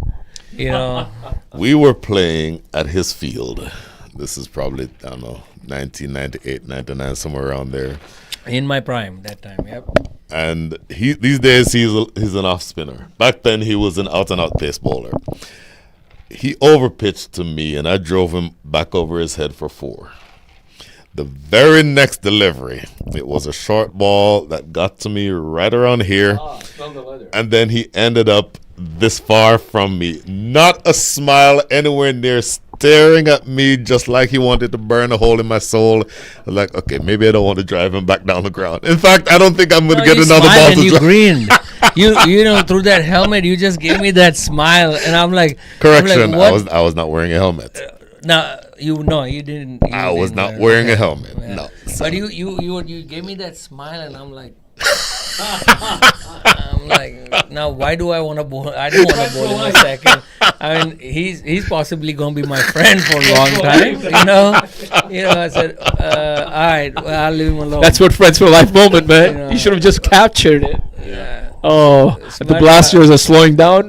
Prediction: we're like 2 overs away on 138. It was a very good over from Devin H. He scored 2 runs off of it, 4 dot balls. I think that's what a wicket does, and we So, talked about it. Exactly. It's not easy to settle in, and I think Sonny needs to do the bulk of the scoring now to take the Blasters past 150, possibly get to 160 now, which is achievable but a little tricky on this track. So, Well, again, like I said, if I understand we all want to hit big, but on this wicket, you have to have a technically sound Yep. batsman to drive that ball. You'll get more runs out of it. and I think what happens is not everybody comes in and starts middling the ball and gets to the line. Everybody's trying to hit hard, and the ball is stopping and staying low because the pace is taken off the ball. And I find on such wickets, it's better to let the ball come to you so you can drive through the line and then look for those singles and then manipulate the strike and force the bowler to alter their length for you to then take the chance. So 4 overs ago, I was praying for 190. Now I'm praying for 160. and I told you 160 so that is still 30 the runs target. deficit has been there now. I told you 160 is still the goal. The game I is said cool, 155, man. 165 before the beginning, Yeah, between that, but yeah. 160 would be a great good Happy's total. coming into bowl, and he's also a really good bowler. Let's see, Ankur's on strike, and he plays beautifully through the line. He plays correct shots. He's-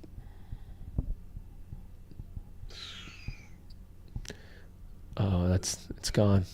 It's gone. Try to play across line, hit him over mid wicket, and he takes a good catch. Junior took a catch. Captain took a catch. That's finally.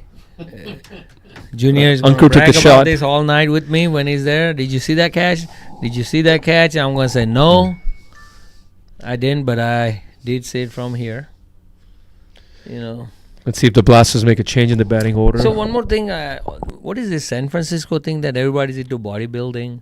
Like, everybody's like, did you notice one after another? Look, here We goes another were- one. I'm like, We were in I mean, my two arms are like they're one arm, man. What's going on here? when Owen was over here in the umpire's room before the game started, and he's like, "Why is everybody who plays for San Francisco? Why do they all look like Look at 'em, bodybuilders? look at They 'em. literally Look. all look like bodybuilders. Look at them." Seriously. I think the team's more focused on fitness. Put on the muscle and lose the belly fat, as I'd say. But I think it's just a cultural thing also with some of these folks, friends, and it's a trend too. People want to stay healthy, and as you get older, you want to build more muscles to sustain. Otherwise, But at our age, too much workout is not good either. no. But it's I know what you're saying. But I think some of it is just it's your mindset. But yeah, it's something the team. I don't know. It's by design, but that's how the team is. I mean, I think we've gone places with Sunny, and you know what? Like, I mean, obviously, working out keeps you healthy, keeps you young, and couple times we've gone out of country to play, and I'll always pull his leg, and we go to a bar or something. I'll tell the bouncer or the gay, I was like, he's 19, and I just walk in the front, and they'll stop. You want to get him carded? Oh yeah, and there he gets carded, and and then he gives me a smile, saying, "You did this, right?" I'm like, I gotta mess around somewhere. So KP, I'm gonna predict. I think Rudy's in there. He's gonna smoke a couple out of the You think park. so? Yeah. I think he's gonna. I- He's the key. If he sticks around for the next 8 balls, we might get to 160. So here's the thing: if comfortably. I'm Hemant, this guy's tall guy, Rudy. He's gonna just float. Right? So I'm pulling the length back. Yeah, and he's gonna You know, float. and, then. and I'll just let it go where there is no bounce. on Yeah, it. he's gonna float. There you go. See, there you go. Smart bowler. Yeah, but I'm just saying it's early days, and I think I still feel that 9 balls, 21. It's I doable. keep that feeling. I need that I- feeling too, but I'm not disagreeing with you. But No. I'm telling you right now, Georgia Titan has done a tremendous job to keep you guys quiet with 139, right? 200 yesterday's game, 104 in 13 overs first game, Mhm.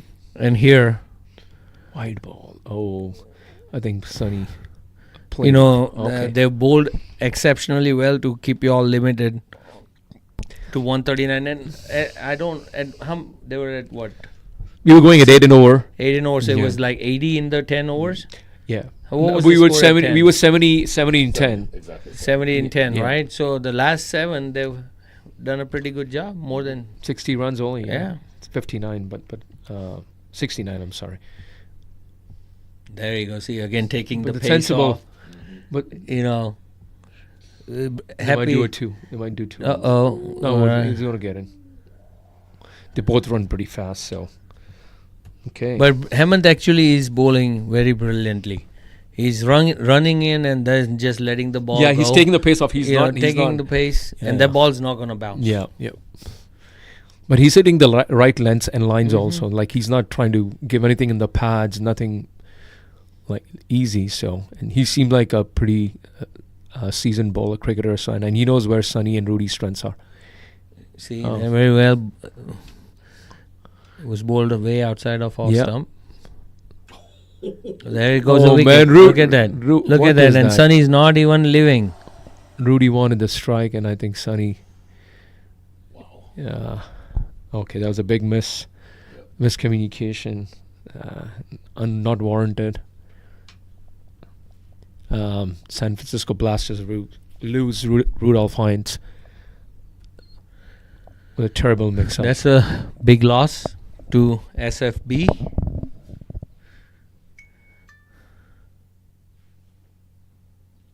So now, coming to the second half of this game, you guys have to bowl exceptionally well. Yep. Because they they have some really, really good players.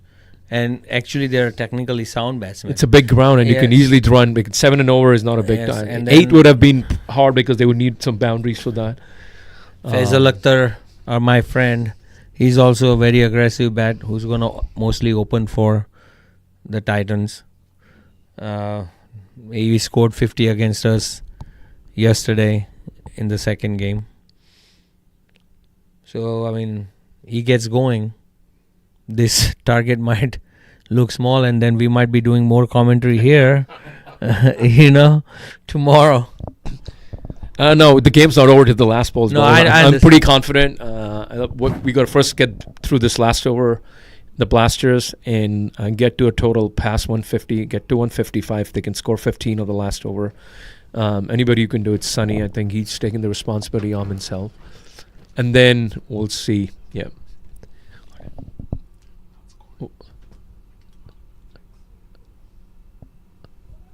Devan is bowling very well bowled. Yep. He's bowling full. The lengths are pretty Yep. good, actually. It's very hard to get under the ball.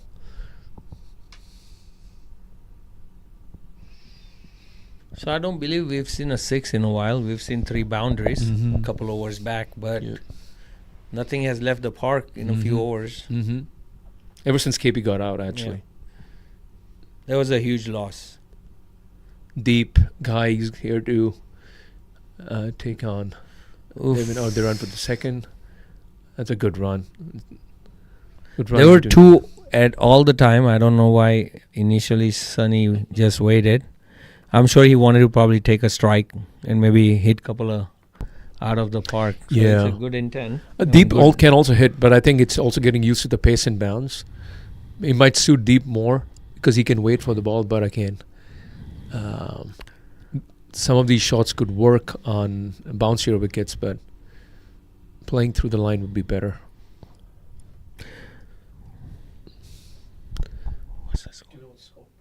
It's 146. And we have how many more balls to go? 2 more balls for the innings? To be over? 147. 147. Yeah, Okay. 19.4. All right, 2 big shots and then you get your wish. Yeah, And then 160 to win. My initial target was 155 to 165. 160. So let's take 1-6 at a time. Yeah, if you can get to 155, I think that would be. No, it's 2 there, 2 there. No, I don't think that's 2. It'll be. Sunny, It'll be. he's not giving up that last ball. Yeah. So far, 6 off the over. Last ball to go. Well, I'll tell you one more thing. Going over 150 is also mentally a task, right? So 148 versus 151 also Put some, mentally is different, and that's a great shot right there. And is Happy gonna make No, it? no, Yes, he's gonna make it to it. They're gonna Good run. chase, and Okay. 150. Exactly. Even 150. So 151, and I guess in about hour and a half we'll know Exactly where if we end that up. 9 more or 10 more runs, which we spoke about, Yep. is gonna 10 runs. make or break someone. Yep. Yep. But again, good comeback by Georgia Titans. I understand. I mean, going after fielding for 20 overs is difficult to go out there, but they were resting their number one batsman. He didn't take the field, I don't think so. No, he did actually. The one in the red is Faisal Bhai.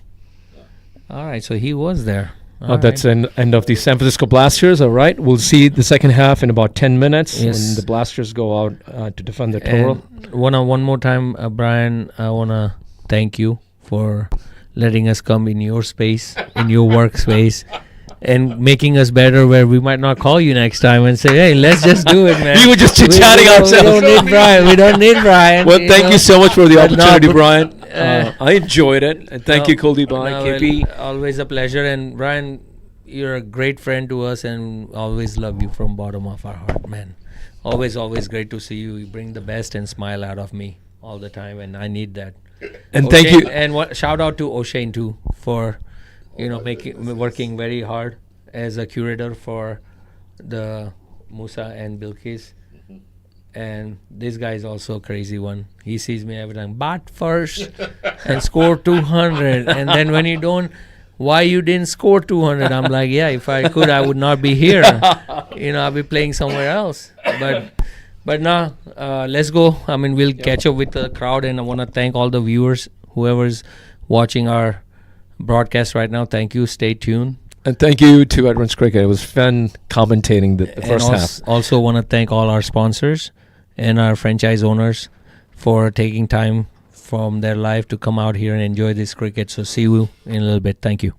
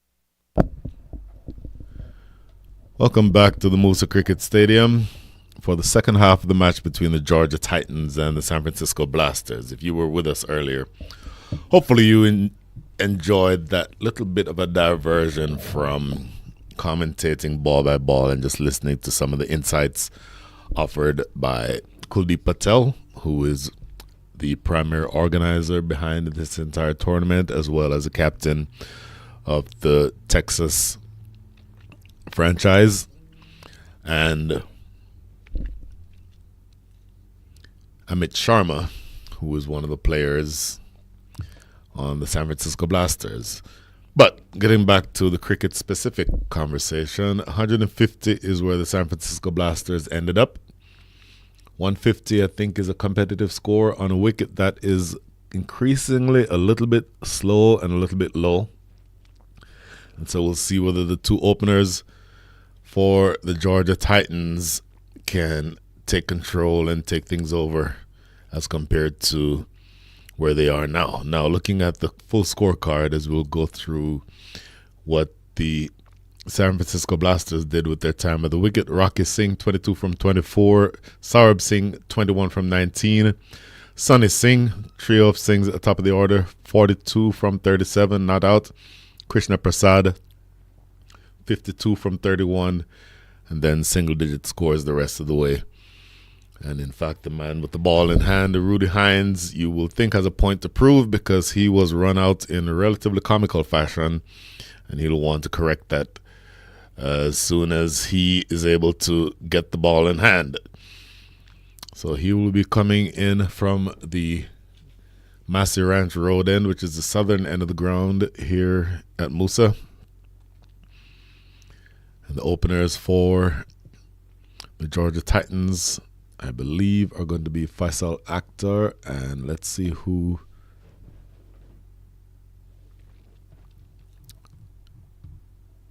the other opener is going to be.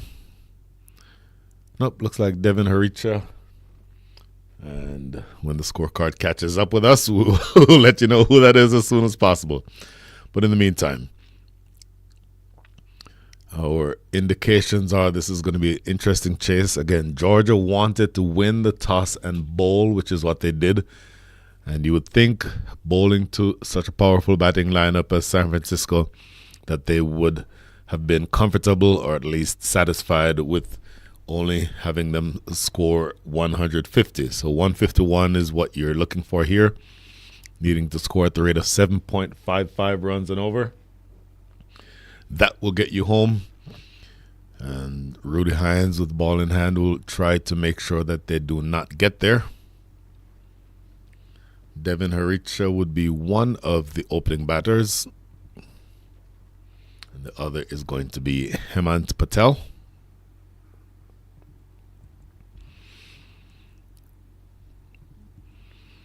And again, the opening bowler is going to be the man from Barbados, Rudolph Hines.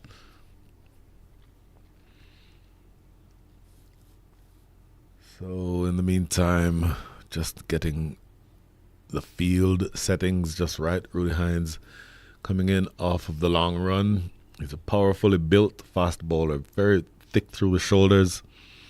A man in the deep at fine leg and another man in the deep at backward square leg. That suggests short and at the body.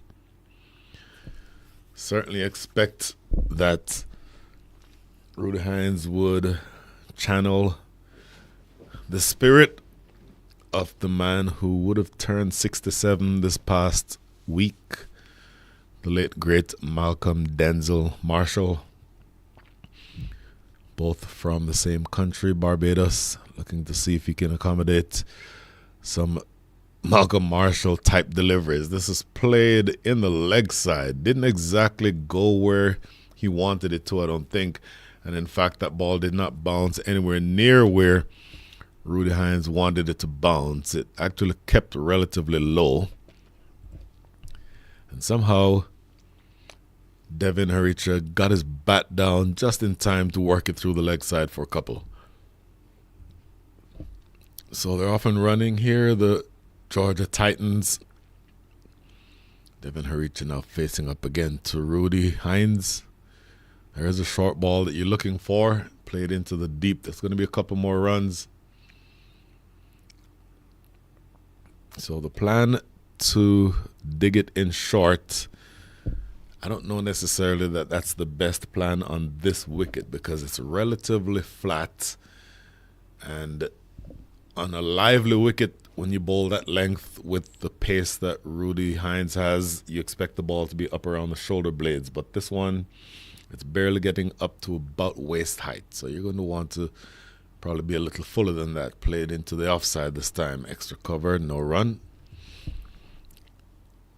Having said that, you don't exactly want to challenge a good old-fashioned pace bowler and see whether or not he can get the ball to bounce because, again, Rudy Hines, as you can see, is very powerfully built, strong through the shoulders, and you would think that he would be able to hit the deck hard and get those types of deliveries that are up threatening the face. And in fact, it's also the fact that the batter, Devin Haricha, is not wearing a helmet. And a batter not wearing a helmet to a fast bowler like Rudy Hines is like a red rag to a bull. And it is a challenge that says, you know what, I'm not afraid of you. And then Rudy is going to want to change that conversation. Play it back to the bowler himself here, no run. And again, you see the length that Rudy Hines is bowling. And that ball is not bouncing at all. So ideally, you would think that he'd want to push it up a little bit further because you can't exactly get the type of bounce. At least you haven't been able to so far.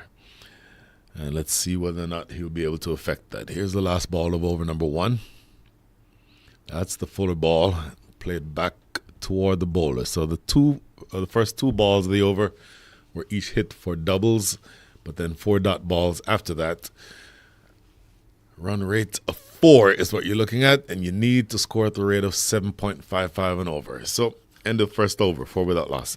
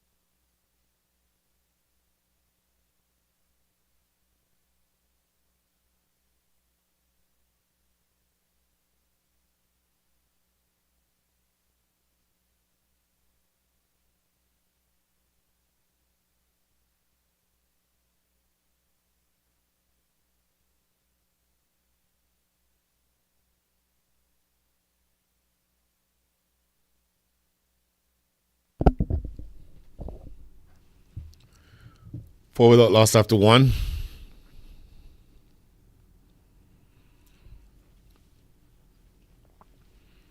Bowler now coming from the Pearland end is going to be Balbir Singh Sodhi.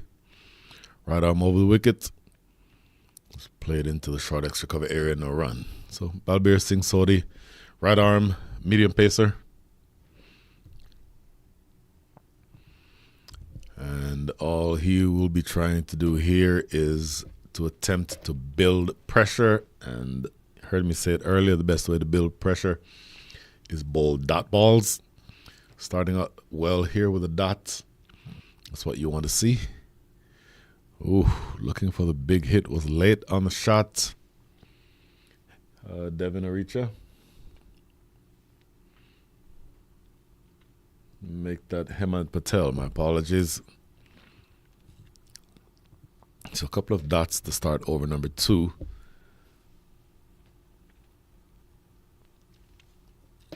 Balbir Singh Sodhi gets this one into the extra cover area. Gets under the fielder. That's Rana Johal at short extra cover. And they'll get the first run of the day off of Balbir Singh Sodhi. And so now Devin Haricha will be on strike. Devin Haricha appears to be, at least from early indications, the one who wants to go on the attack. A little late on this shot. Gets it to mid-on, no run.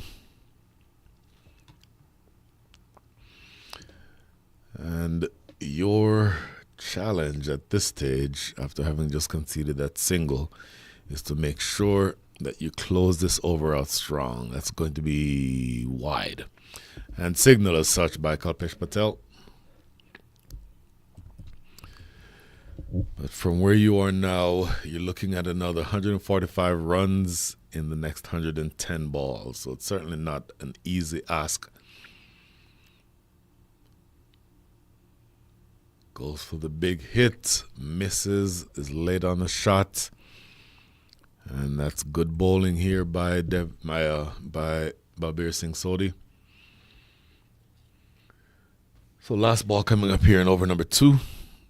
Just 2 runs from the over so far, 4 runs from the first over. So if you are Georgia, in order for you to pull even in the standings with the San Francisco Blasters, you need to be able to pull ahead and win this game. First half of your strategy worked fine. You bowled San Francisco out for, not bowled them out, but they were only able to put up 150. This goes over the top. It's going to clear the fielder and the cover. It's a couple of runs coming back for the second run now. But still, just 4 runs coming from the over. 4 in each of the first 2 overs. So that's a good start with the ball for the San Francisco Blasters. End of 2, 8 without loss.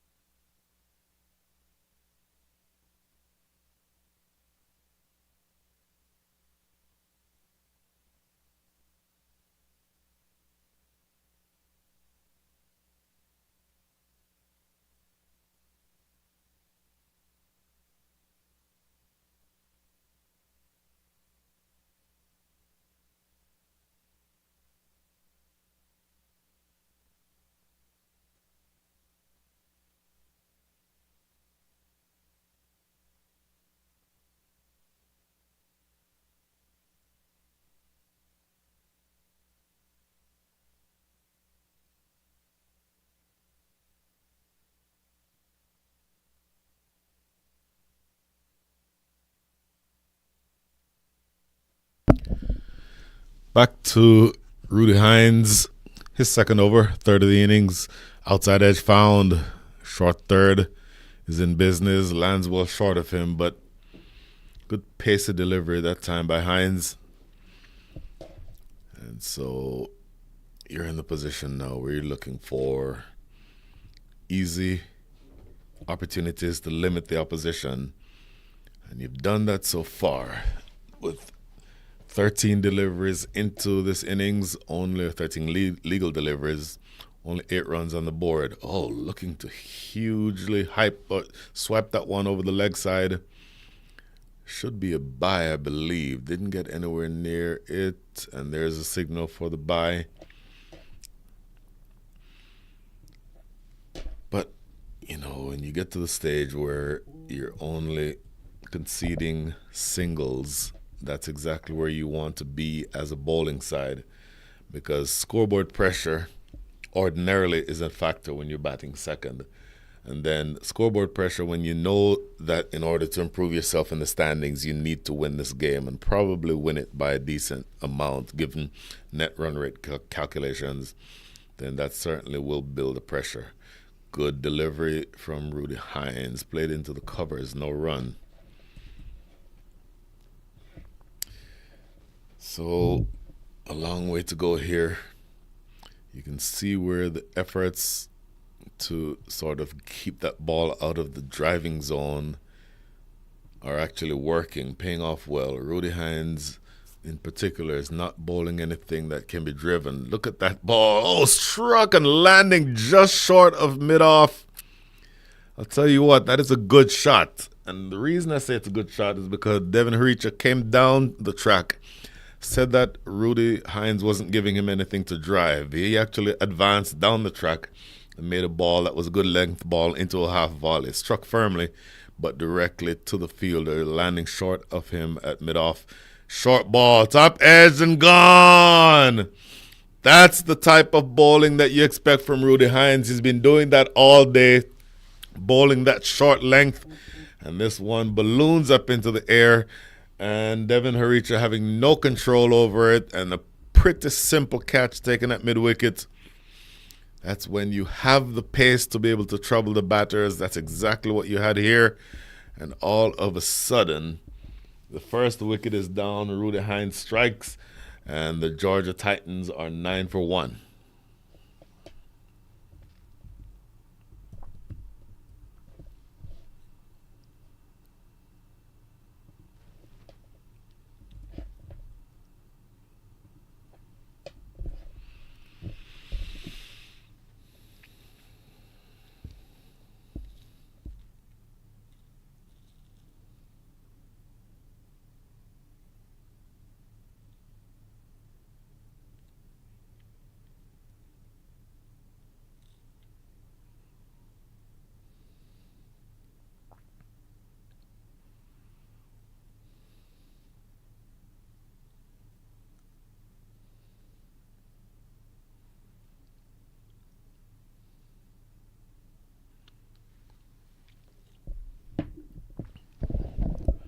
Nine for 1. New batter is going to be Anand Patel, joining Hemant Patel at the wicket. Rudy Hines, who I suggested would be trying to channel Malcolm Marshall, already has one. Here's the second, full driven to mid-on. Quick single, throw coming down to the keeper's end, not going to be in time. So they'll get a single, but what a great over that time by Rudy Hines. Only 2 runs that come off of that over and the wicket of Devin Haricha. So that is the end of over number 3. The score is 10 for 1.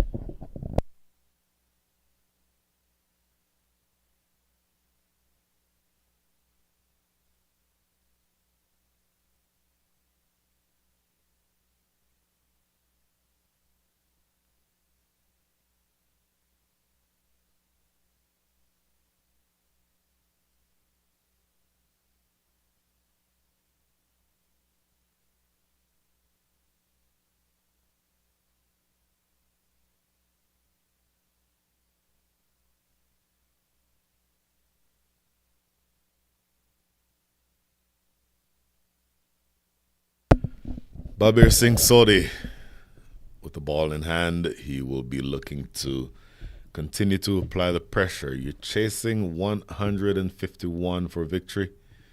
You've only gotten 10 runs on the board.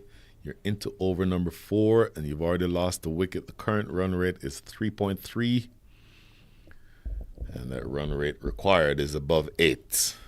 8.29 as a reminder at the start of the innings it was 7.55, so that gives you a sense of how much pressure has been applied and to what extent they've been able to handle it, which is as of right now to say not very well.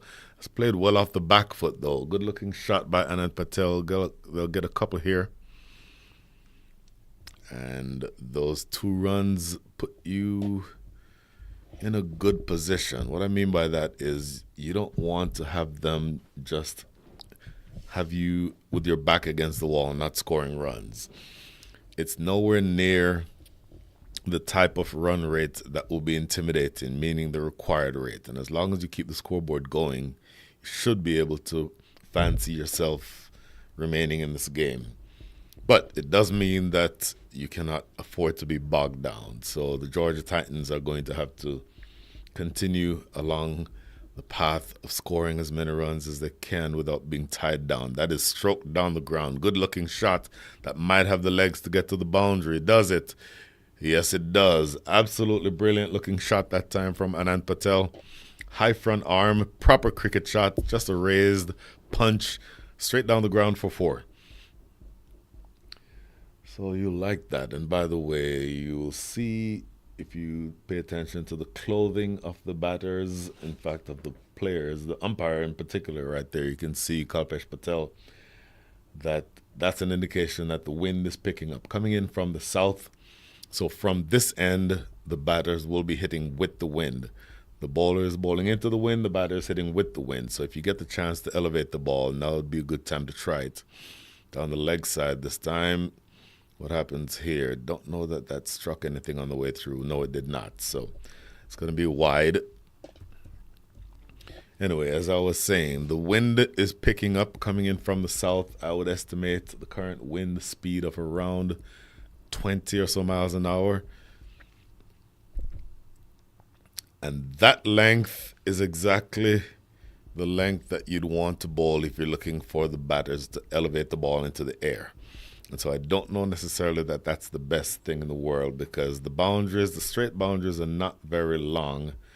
The northern boundary, which is where you're looking from at the bottom of your screen, sort of counterintuitively, but the bottom of your screen, the northern boundary is 58 yards from the non-striker's end. So it would take about a 78 or 79 yard hit. And this one is exactly that. So from this end, it becomes a better or an easier hit with the wind. And that's exactly what you saw that time from Hemant Patel. So the point I was trying to get to before Hemant Patel beat me to it is that if you hit the ball in the air from this end, it becomes an easier hit with the wind blowing in that direction. So the same shot in the opposite direction probably gets you caught somewhere in the circle. But from from this end, you can elevate the ball in the air and it will be helped by the wind. And so I think that you'll see Babir Singh Sodhi sort of ponder whether or not that's the best course of action. And I would think, based on early returns, that he has decided to not pitch that ball up again. 14 runs come from over number 4, an expensive one, and the score after 4 is 24 for 1.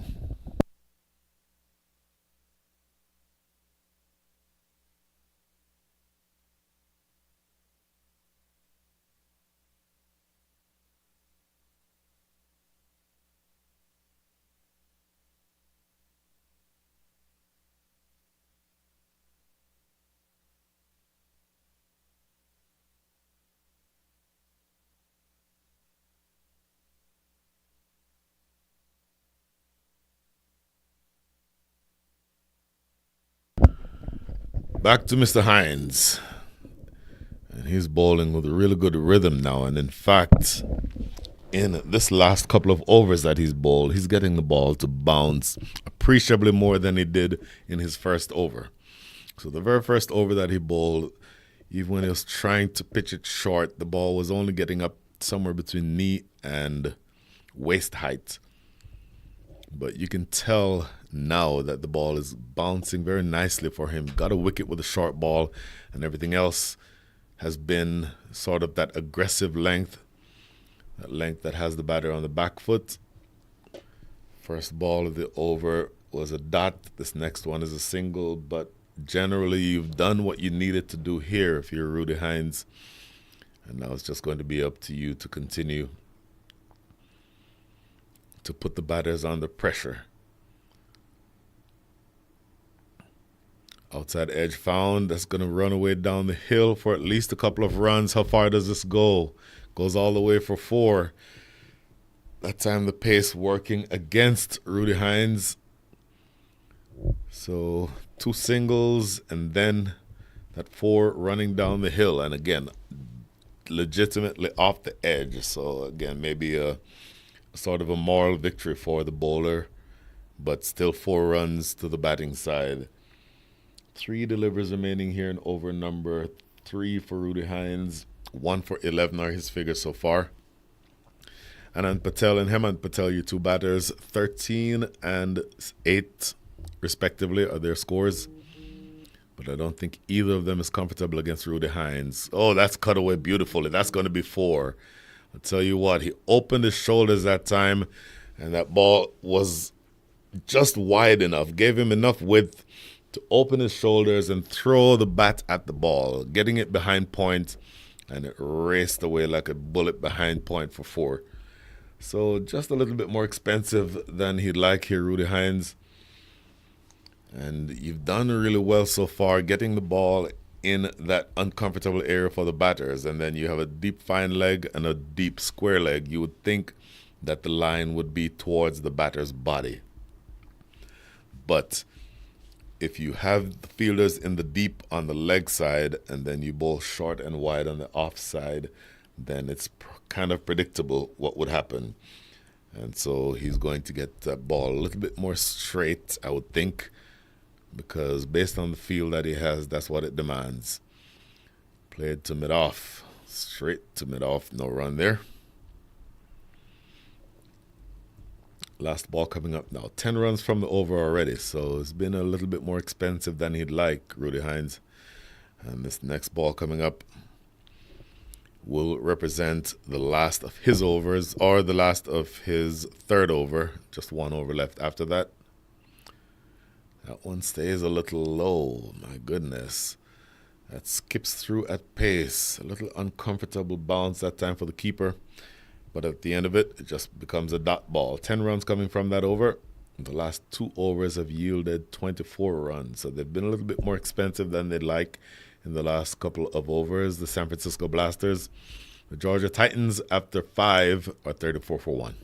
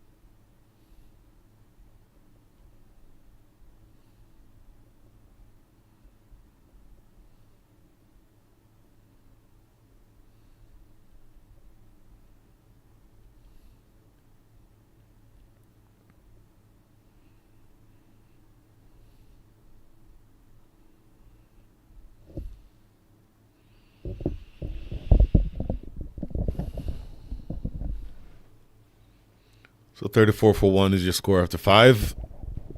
And a new bowler coming from the Pearland end. It's going to be Amit Sharma.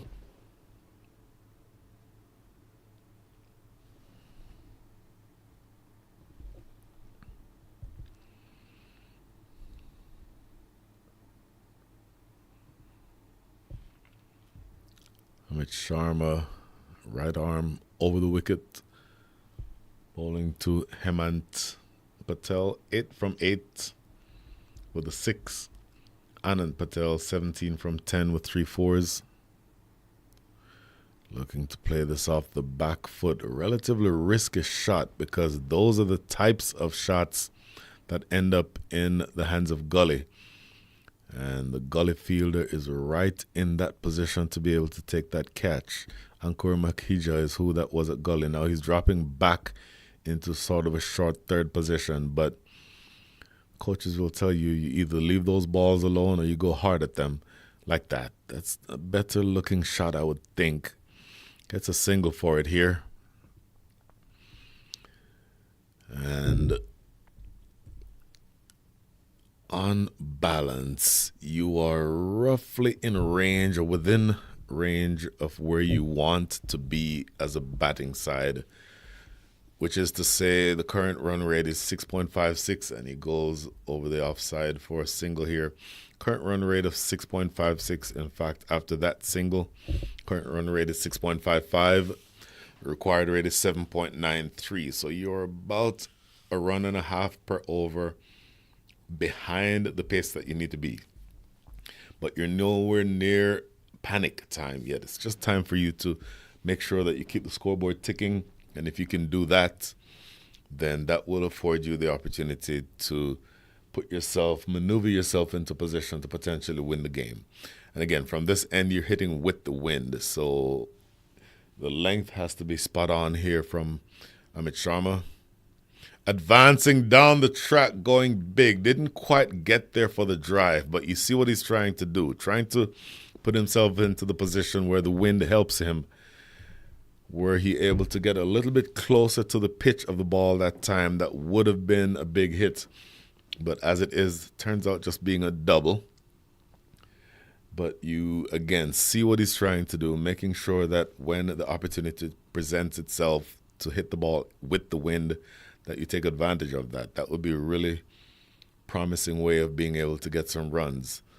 Fifth ball of the over, very full. That's a length that you're going to bowl if you're getting them to hit down the ground. You don't want it to be a drivable ball, meaning that you don't want them to be able to get under it. But it's full enough that you have the batter playing on the front foot, but he's not able to get completely under it. And it's a relatively difficult needle to thread, if you will. But once you get the ball in that right area, then you can certainly be happy with conceding singles. Last ball of the over. Slapping it in the air and put down, about the most straightforward catch that you can expect to see. And he puts it down. Very, very catchable. And in fact, he may have just been a little too casual going for that. I thought that was an easy catch. Probably he thought it was an easy catch as well. But it is an exciting dot ball that closes things out in over number 6. End of the power play. The score after 6 is 39 for 1.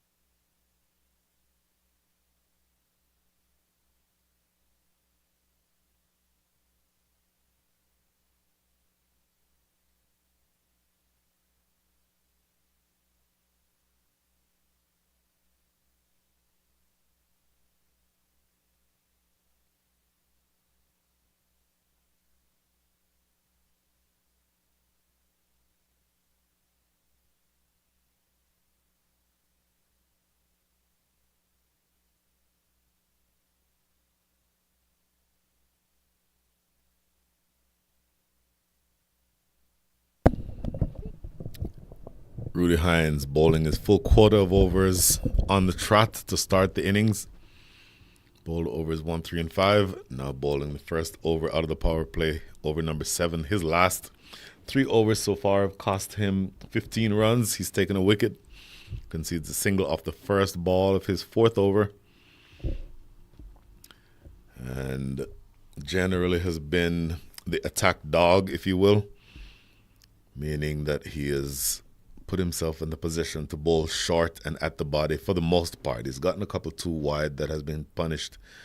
But as I say that, he bowls a slower delivery in the slot outside off.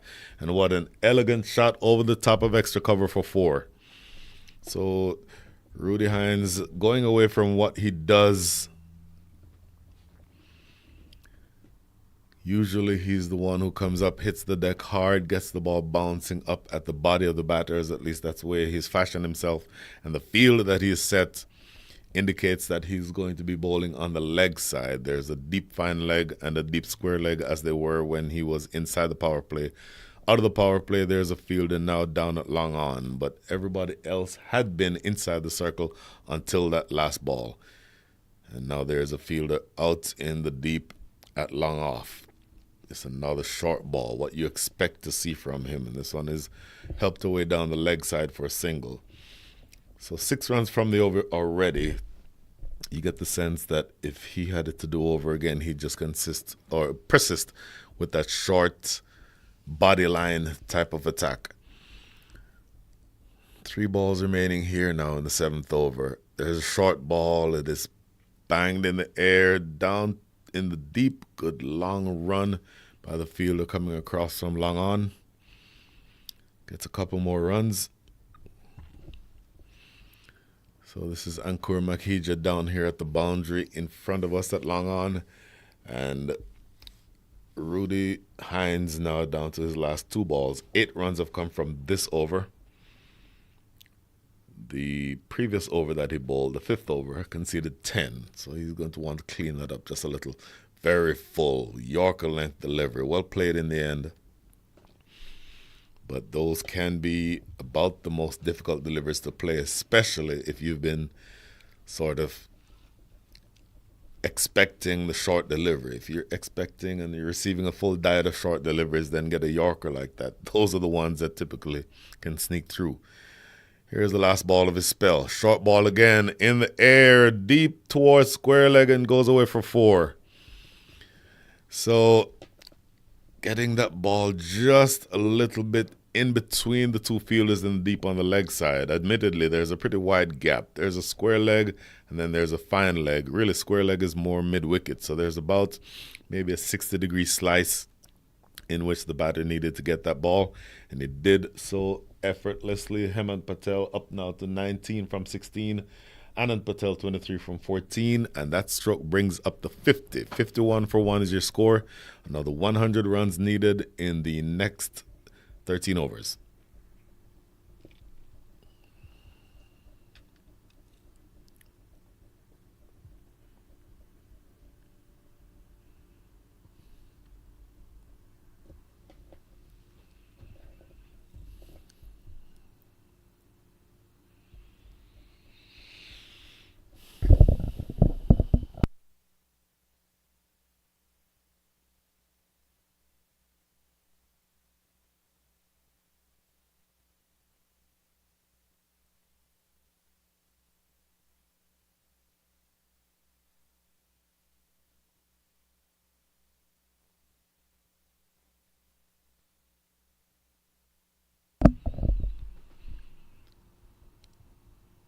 So this partnership is building. It's now worth 42 runs. Hemant Patel 19, Anand Patel 23. Rudy Hines is done. He's bowled 4 overs. His 4 overs cost 27 runs. This is played off the back foot. This is again going to be Amit Sharma with the ball in hand. And interestingly, now your target is 7.79 runs and over. Your actual run rate is up to 7.12. So you're closing the gap there. And the last 5 overs before this went for 43 runs. So a run rate of 8.6. Oh, played back past the bowler. Down to long off. No run for a single. But as I started saying, 8.6 runs and over, which is what they've scored for the last 5, is actually ahead of the rate that they need to win this game. So what has happened in the last several overs is that you've gotten things going in the right direction. You have 52 runs on the board, so psychologically you're under the 100-run mark, just 99 needed from the next 75, and 9 wickets in hand. Advancing down the track and launching it down the ground for 6. Again, with the wind, that is a safe hit. I suspect even without wind, that would have still gone for 6 because it's actually cleared the fence beyond long on. Excellent strike by Hemant Patel, running down the track and hitting that one on the half volley. That is a beautiful, beautiful shot. So you can take those types of chances from this end. And even though, generally speaking, Amit Sharma had been bowling the ball in such a way that the length was spot on, but if you can advance down the track and get a ball that is going to be a decent length ball and turn it into a half volley, then the wind is absolutely your friend. Next delivery, play it off the front foot into the offside, no run. So it becomes a really difficult task for a bowler because in addition to everything that you're watching for when you're running into bowl, you're looking to make sure your front foot doesn't cut the popping crease, your back foot doesn't cut the return crease. But one eye also has to be on the batter because if he starts advancing down the track, that's a great piece of bowling. If he starts advancing down the track, you have to be able to adjust your length. Because if he's coming down the track, even though you're going to land it in a good area, you see him coming down the track, you need to pull that length back. And that becomes a really difficult skill for many bowlers. Many bowlers never truly get the mastery of that skill, but it's an important part of cricket because otherwise what just happened can happen. And this is down the leg side. They'll have to have him re-bowl this one. That is the fourth extra of the innings. Not very many extras bowled so far. But look at this. Required rate is now 7.56. The start of the rate, or the required rate at the start of the innings, was 7.55. Their current run rate is 7.53. So all things line up for you as the Georgia Titans to say that you're going in the right direction. That didn't go anywhere near where Hemant Patel was trying to play it, but it goes away square, goes close to the boundary, and I believe that they will have run 3 runs when it's all said and done.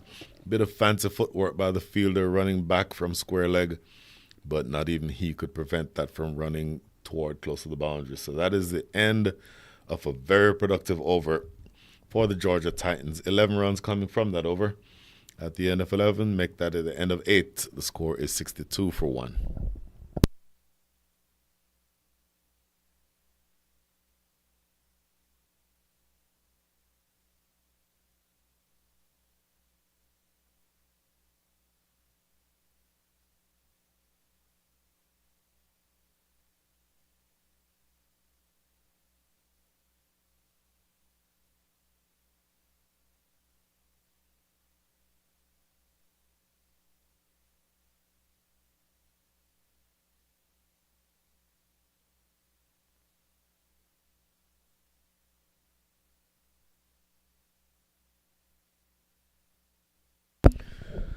So earlier we talked about the other game that is going on at the Balkis ground. Florida Hurricanes against the LA Knights. Florida Hurricanes are all over the LA Knights. When they batted, the Hurricanes scored 202 for 4. An absolutely massive score there. Scoring runs for the Florida Hurricanes were Manav Sharma, 58 from 41. Matt Qureshi, 33 from 21. Sami Sadiq, 54 from 29. And then a couple of 20s from Aparsami Balaji and Amir Kiyani. And in response, the LA Knights are in the 8th over and they are 26 for 4. So they need another 177 runs in 12 overs with 6 wickets in hand. The required run rate is over 14. It's 14 and a half. So if you wanted to sort of guess as to who was going to win that match, it's certainly your money would have to be on the Florida Hurricanes. And in the meantime, back to our match here. This is going to be Krishna Prasad taking up the attack from the southern end. Ooh, wrapping him on the pad, and the finger is going up. Oh, I would tell you what, that is full and straight. Umpire Owen Brown did not have a lot of thinking to do about that one, because even though we are a little bit not exactly behind the bowler's arm here, we're probably sort of at long on. But from our vantage point, that looks like it's hitting him absolutely full, and it is probably hitting him middle and leg. The right arm bowler bowling over the wicket, slanting the ball slightly in, but on that angle and given the shot that was played, I would think I'd be comfortable in assuming that that was going on to hit middle and leg. So the first wicket, make that the first ball of over number 9, produces a wicket. The first ball in Krishna Prasad's spell is one that he'll be happy with, plowing into the pads, and Owen Brown indicating that that one would have hammered into probably middle and leg. And that is the second wicket that goes down now. The score for the Georgia Titans is 62 for 2.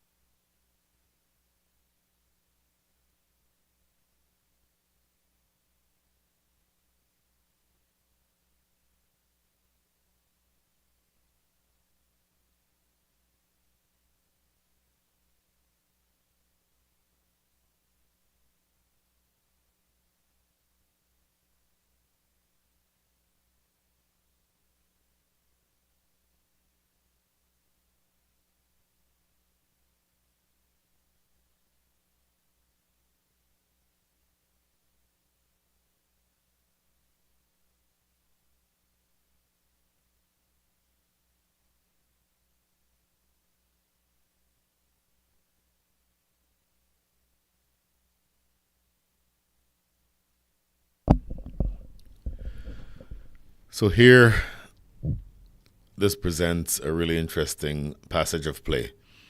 The new batter is Nikunj Patel, the wicketkeeper batter. But what makes this interesting to me, we heard earlier when we were listening to the conversation with Kuldeep Patel and how the construction of each of these teams is formatted in such a way that you have a mixture of young and older players. Well, at the wicket, you have two players who are between the ages of 40 to 44, which means that you expect them to be able to run quickly between the wickets. You expect for there to be a lot of life in the running game. And as you see, they're immediately taking off and sprinting down the track, Nikunj Patel.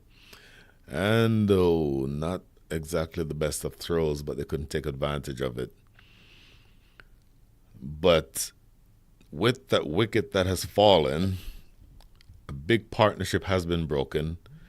The second wicket partnership was worth 53, so it's a very productive one. But you'll now see that there is going to be a premium placed on scoring.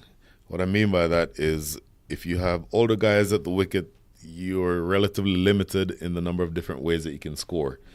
But the young men can essentially drop the ball into gaps and sprint, where that game isn't exactly there for the older players. So you would think that that would be something that the bowling side would be aware of. Played past extra cover here. The sweeper out there cleans up.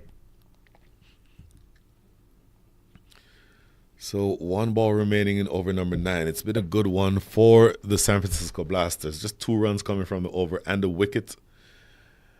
But you do have to put yourself in the position of picking up the scoring rate. Whips away into the deep. There's a man on the boundary at mid-wicket coming off the rope. They will not take on his arm. So just 3 runs and a wicket come from over number 9. Excellent stuff. First over bowled here by Krishna Prasad. At the end of 9, the score is 65 for 2.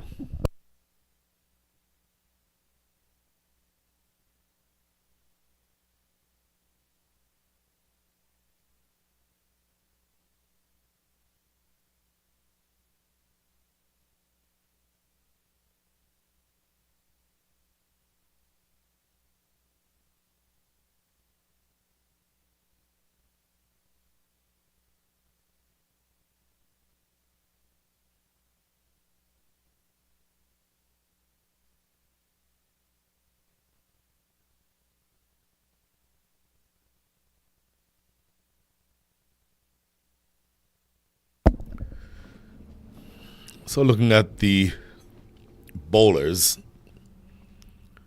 for the tournament, the best bowler on offer for the San Francisco Blasters has been Rudy Hines. 4 wickets, 60 runs conceded, so average of 15, don't mind that, and a strike rate of 18, economy rate of 5. That's not bad, and that is worked away into the deep effortlessly.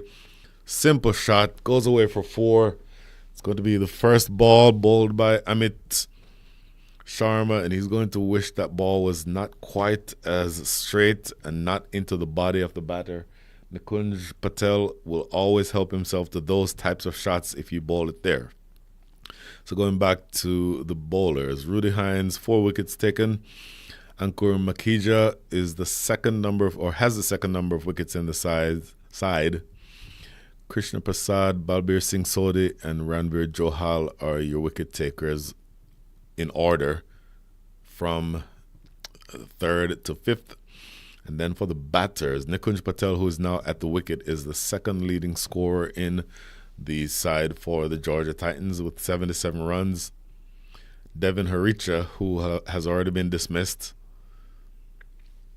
is the leading scorer. 130 is what he has, but he can't add to that total anymore today. What you're going to want is for Nikunj Patel to keep doing what he's doing.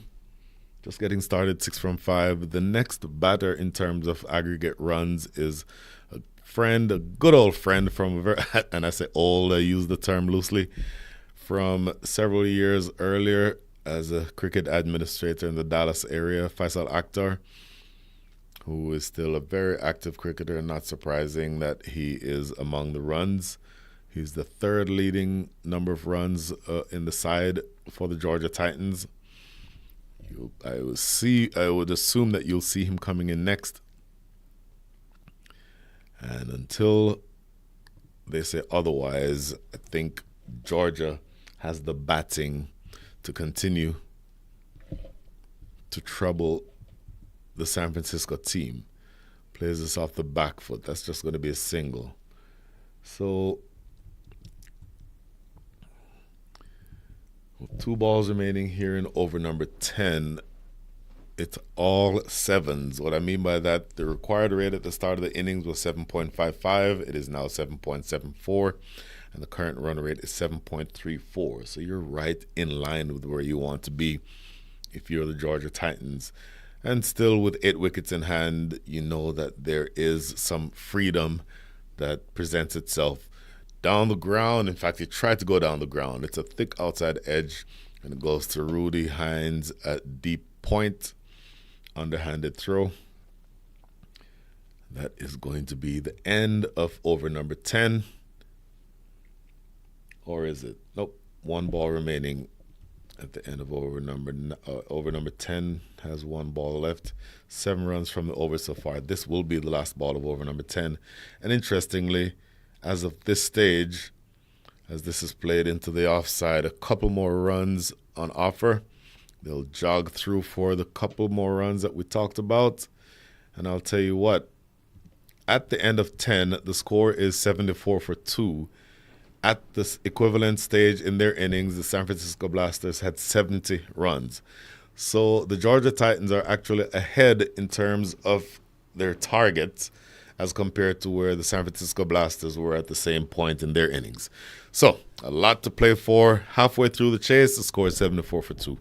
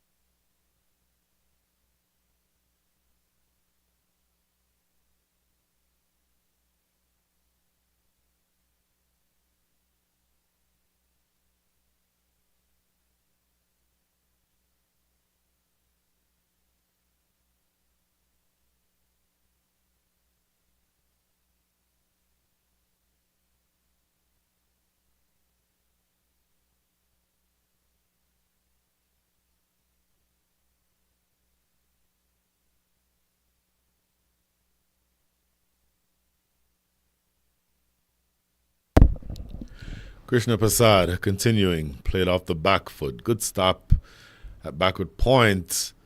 Boy, I believe that's the captain, Sunny Singh, who was in position to save that one from getting through. So you're down to the business end of the match here, because as of right now, things are all lined up, and the Georgia Titans are putting themselves in the position of being able to go on to win this game.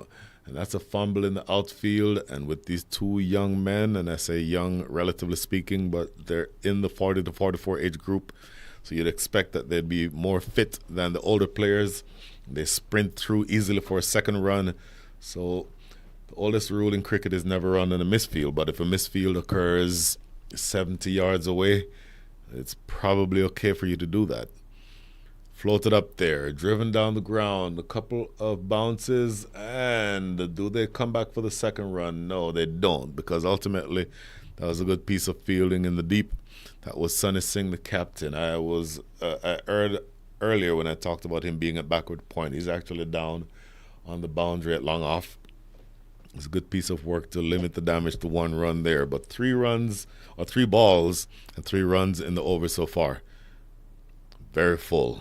And oh, look at this. Yes, no, and a run out. Oh, you cannot have that happen. Oh, the partnership is broken. You always saw the little hesitation there, and ultimately it was the call of the striker playing the ball straight to the fielder at short mid-wicket. You would think that he would have seen all along that there should not have been a run there, But it ended up starting off for the run, and then they both hesitate. They both turn back, and then one of them is left stranded. That is going to be the end of the day. Very disappointing end to this partnership, which was building and starting to look dangerous, but it is now broken.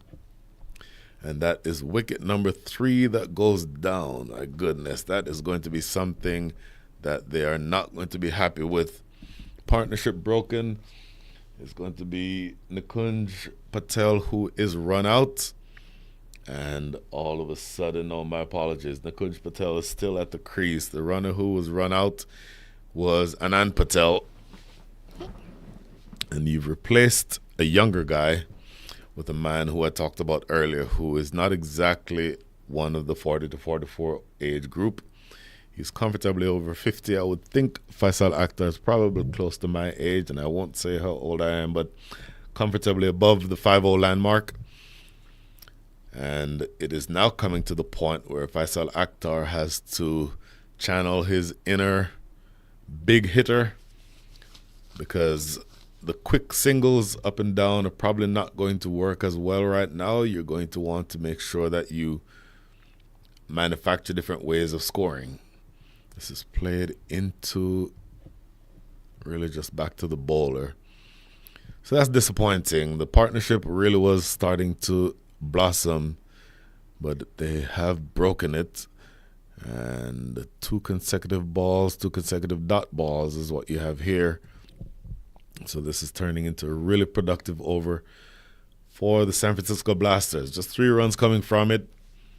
And in fact, that is the end of the over. 3 runs coming from that over. At the end of 11, the score is 77 for 3.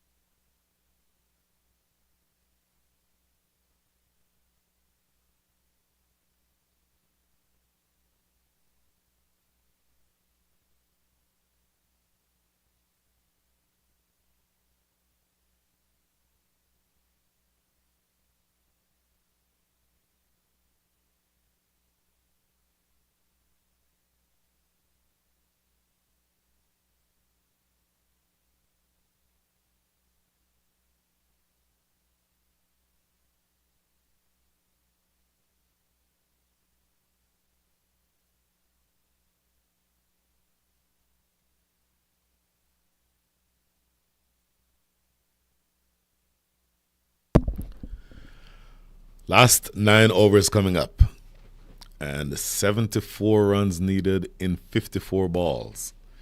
If you are the Georgia Titans, you want the gap between those 2 numbers to be closed, or at least to be closing. Your current run rate is now 7, so it's fallen off in the last couple of overs. The required rate is up to 8.2. So actual run rate and required run rate were similar a couple of overs ago. It's now very different. Oh, Faisal Akhtar looking to go big. Not quite getting the contact that he was looking for, but he does get off the mark. This ball is played down the ground for a single. And the bowler, by the way, is going to be Ankur Makija.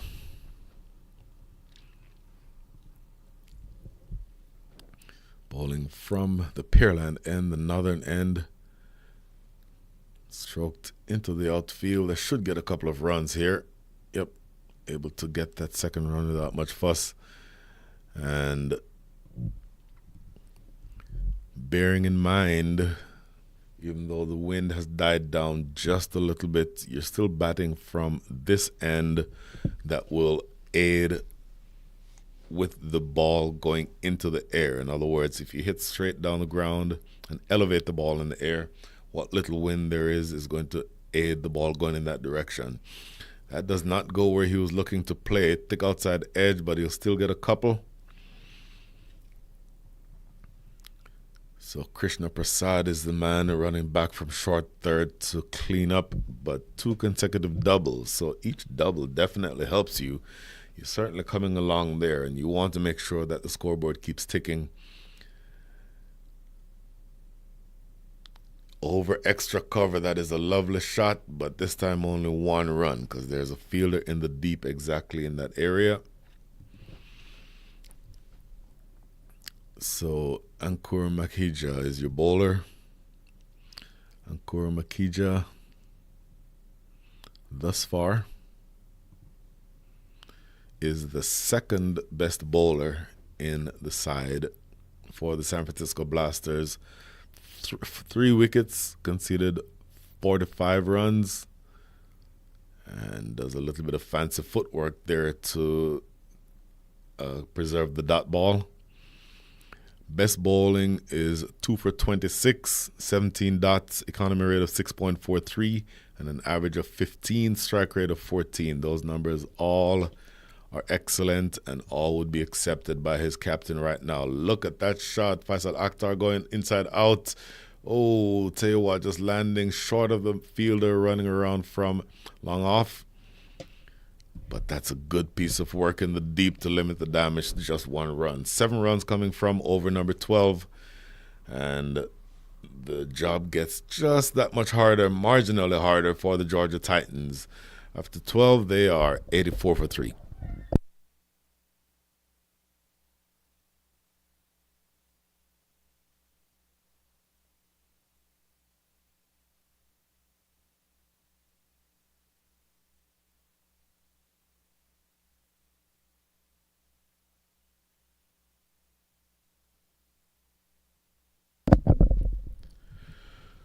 So as we were looking in earlier on the ongoing game between the Florida Hurricanes and the LA Knights, Florida Hurricanes 202 for 4, massive score.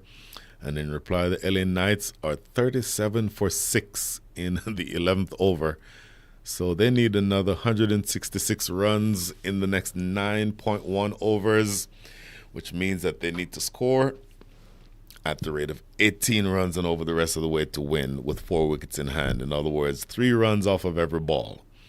Needless to say, the Florida team continues to make things difficult. And this is Faisal Akhtar driving and getting it just over the top of the fielder at cover. And did it go all the way for 4? Yes, it did. Did not know that that had the legs on it. But I'll tell you what, where there's a will, there's a way. And Faisal Akhtar putting the effort into that shot. Don't think he wanted it to go that square, but it does get over the top of the fielder and covers and goes away for 4. So accept every gift that you get. Faisal Akhtar now up to 6 from 4.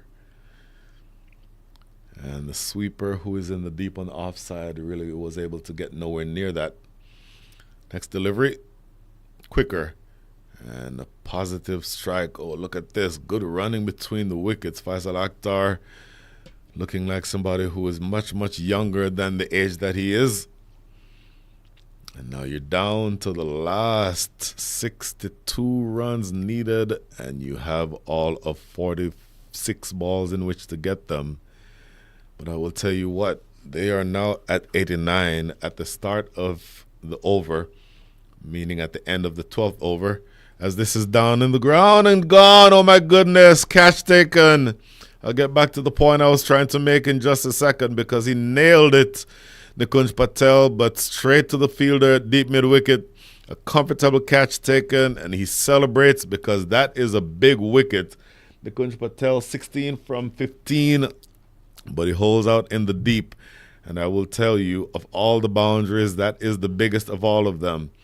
Actually, it is the second biggest of all of them. That boundary is 70 yards to the east of the ground, and it completely, had it gone another yard, it would have been 6, but he happened to just get it back in time, and that is the end of Nikunj Patel. So 89 for 4 is your score. With the new batter coming in, going to be Tarun. Going to be Tarun Bakru.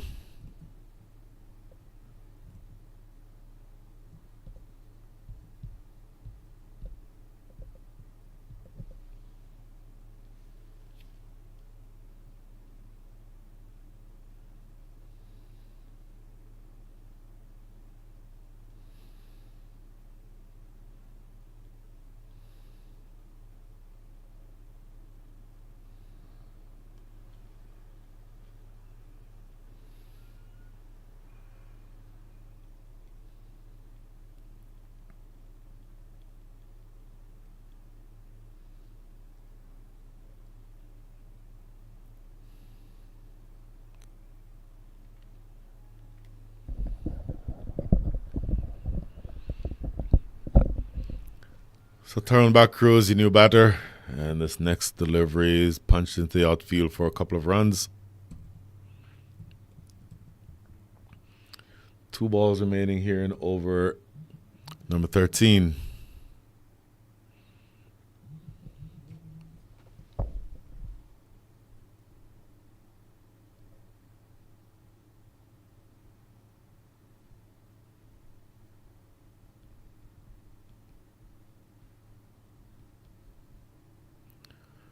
Next delivery. Playing into the leg side. Should be a couple of runs. A long run for the keeper. And Faisal Akhtar easily jogging back for that second run.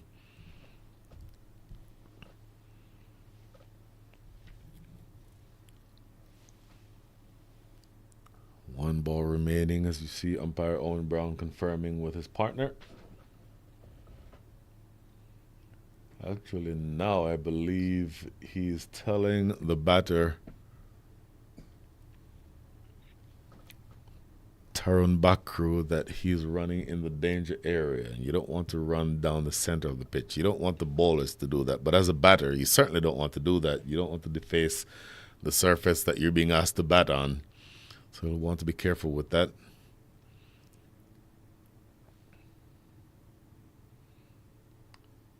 Now, a long conversation taking place again between Owen Brown and the batter, Tyrone Backcrew, sorry. Last ball. Cut away. That's going to run away for 4. Just a little bit of width offered and full toll taken. Really good looking shot that time from Tyrone Backcrew. And he gets it away behind point, races away for 4. So even though a wicket fell in that over, my goodness, 13 runs is exactly what you need. You need several more of those, but all of a sudden the required rate is now down to 7.71, and the required rate is very close to the current run rate of 7.46. So game's still on here. 97 runs on the board when the San Francisco Blasters batted. After 13 overs, they had 105 runs. So you're just behind the Boyle just a little bit, but you have time to make it up. 97 for 4.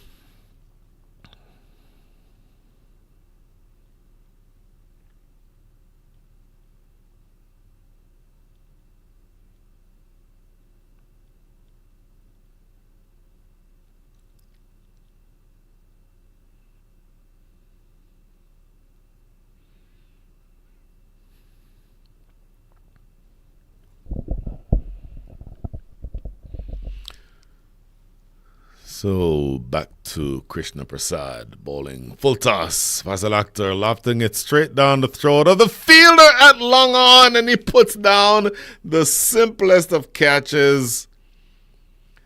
Oh, very, very catchable. That should have been wicket number 5. But oh my goodness, Faisal Akhtar has a life. So that definitely should have been taken. In all likelihood, it would have been taken. Ankur Mahikija is the bowler. And you really, really would have wanted him to have taken that. Now it's going to be Tyrone Backcrew on strike.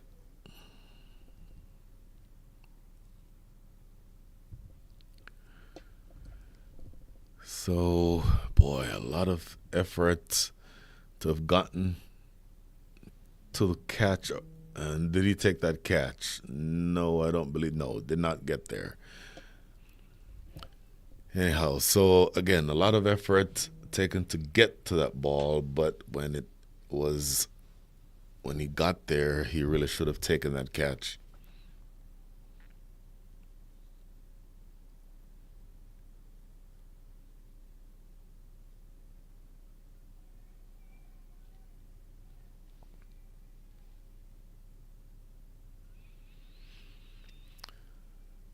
Couple more runs here. My apologies. I was just slightly distracted, but we're back on here. 100 is up after that double. And I will tell you that the game is on. You have another 39 balls in which you need to score 51 runs, 6 wickets in hand. The required rate 7.85, actual rate 7.41. And this partnership is starting to blossom. 23 is what it's worth right now. And absolutely wanting to make sure that they continue making the scoreboard turn over. 2 balls remaining now in over number 14.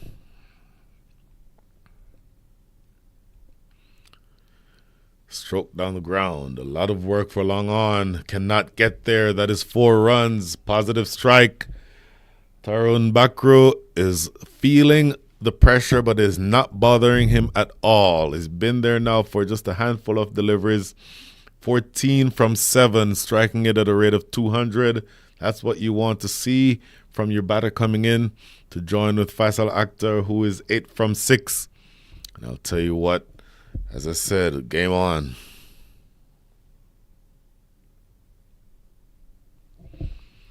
Last ball now coming up. Let's see what he's able to develop from this last delivery.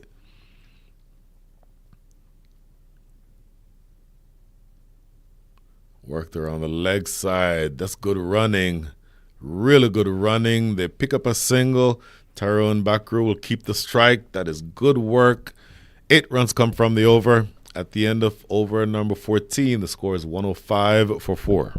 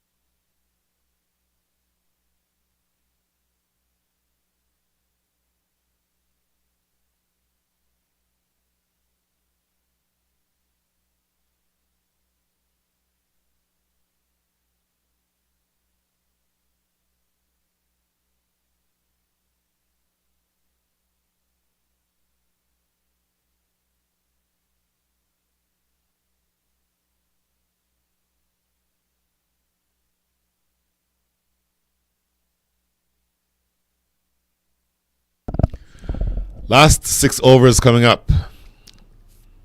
15th over is going to be bowled by Rana Johal. And let's see what Mr. Johal can get going here. Ranveer Johal, to be specific. Rana is his pet name on the season so far. The season meaning for this tournament. 2 wickets taken, conceded 38 runs, so his average is 19. 5 dot balls, economy rate of 7.6. Left arm around the wicket, looking to pull this one away. Tyrone Bakru not able to get any bat on it, so a precious dot ball here.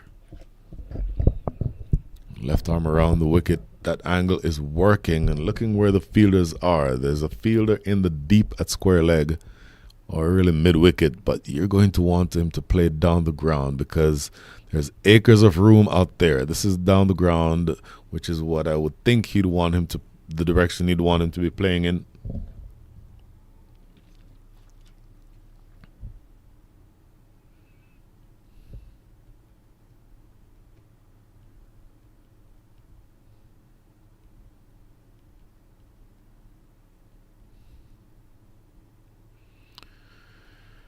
So 34 balls remaining, 45 runs needed. Lovely shot over extra cover. A lot of work for the sweeper out there. Diving attempt, and he's not able to prevent that ball from going over the rope for 4. Good looking strike for Tyrone Bakru. In fact, for Faisal Akhtar, who loves that extra cover area when he plays.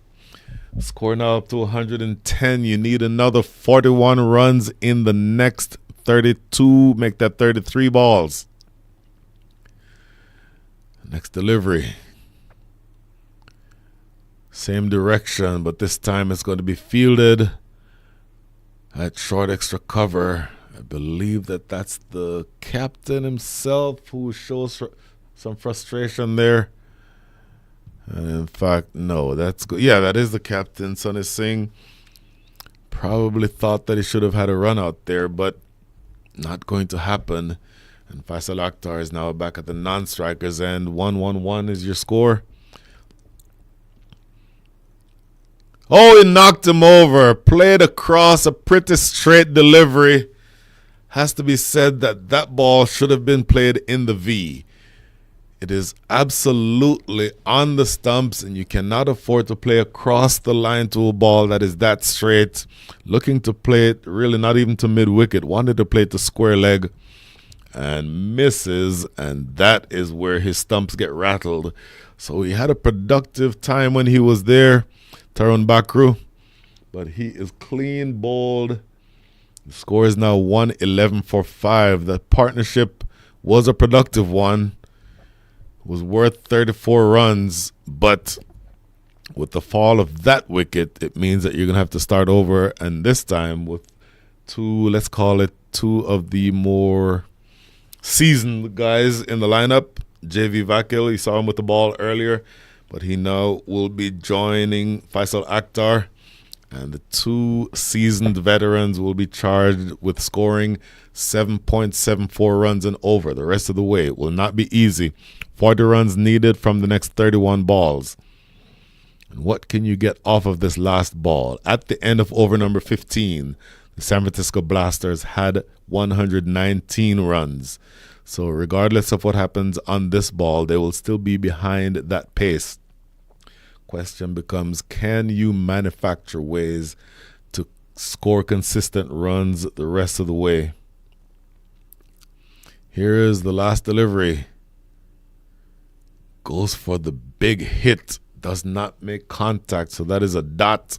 And it becomes a really productive over for the Blasters. 6 runs coming from it and a wicket. That wicket that broke a partnership that was worth 34 runs. At the end of over number 15, last 5 coming up, the score is 1-1-1 for 5.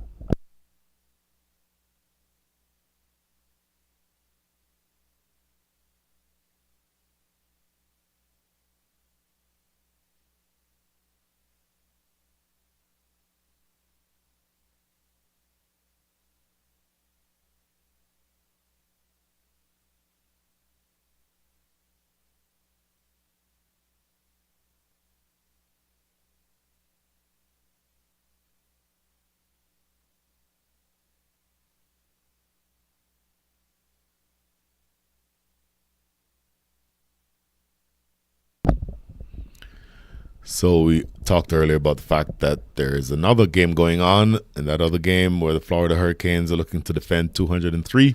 The LA Knights, with 5 overs to go, are 57 for 7. So suffice it to say, they will not get anywhere near this target. For what it's worth, they need to score at the rate of 29 runs and over the rest of the way to win. And I'll leave you to judge as to whether or not that is likely.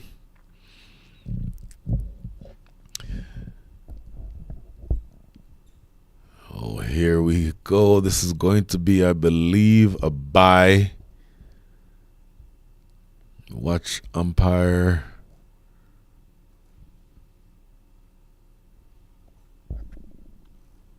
Patel here, no signal. So that may actually have come off of the bat. So a single, but a single is what you need. You'll concede singles every day here if you are the San Francisco Blasters. Oh, very full, and it is played into the offside, no run. So couple of good balls to start over number 16. First a single, then a dot. So 2 deliveries into this over. Slow through the air, tossed up. That's a good looking shot over extra cover. A lot of work. Fancy footwork does not come off. And it goes away for 4. So you need a whole lot more of that.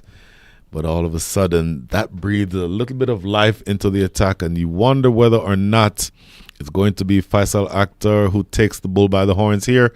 But that shot from JV Vakil tells you that he's also up to the task.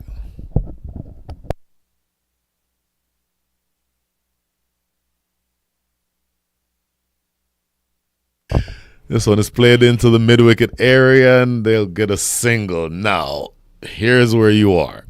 You are down to the last 26 balls. You have all of 34 runs to get, and so you're in the position now where you absolutely need to limit the damage if you're the bowling side. But if you're the batting side, you keep building on this partnership. Oh, you're not going to build on this partnership anymore because Faisal Akhtar just had his furniture rearranged. Wicket number 6 goes down.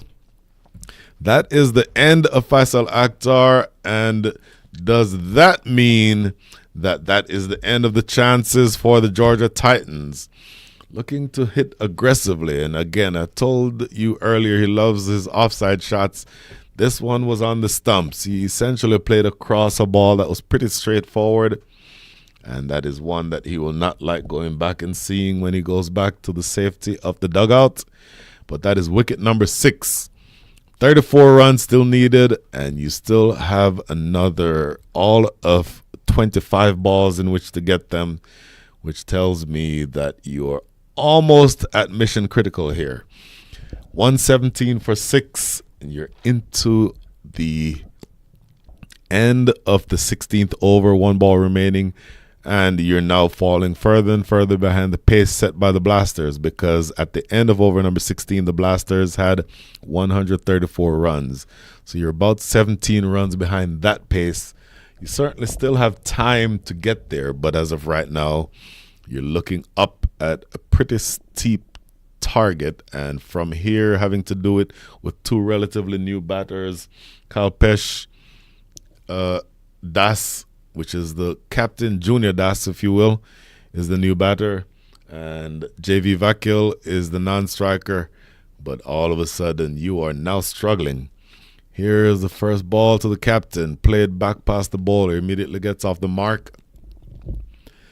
The single will not hurt you if you are the San Francisco Blasters. So you can see that all day if you'd like. 7 runs coming from the over, and 41 have come from the last 5, but a couple of big wickets in the last 2 overs, and you're now going to be struggling. End of 16, the score is 118 for 6.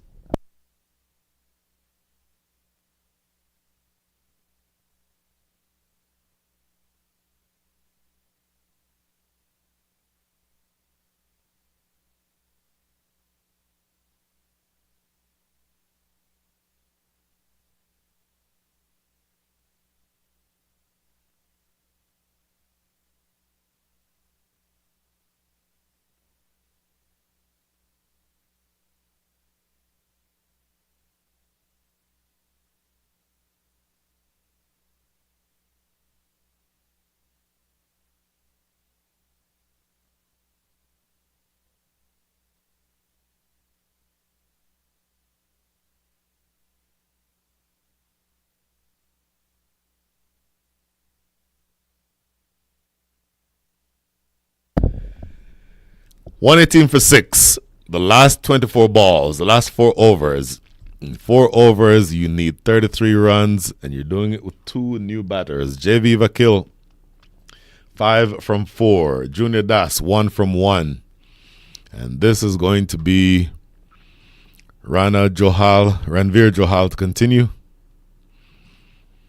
His 2 overs so far. In fact, he's bowled 1 over and conceded 6 runs. Left arm around the wicket.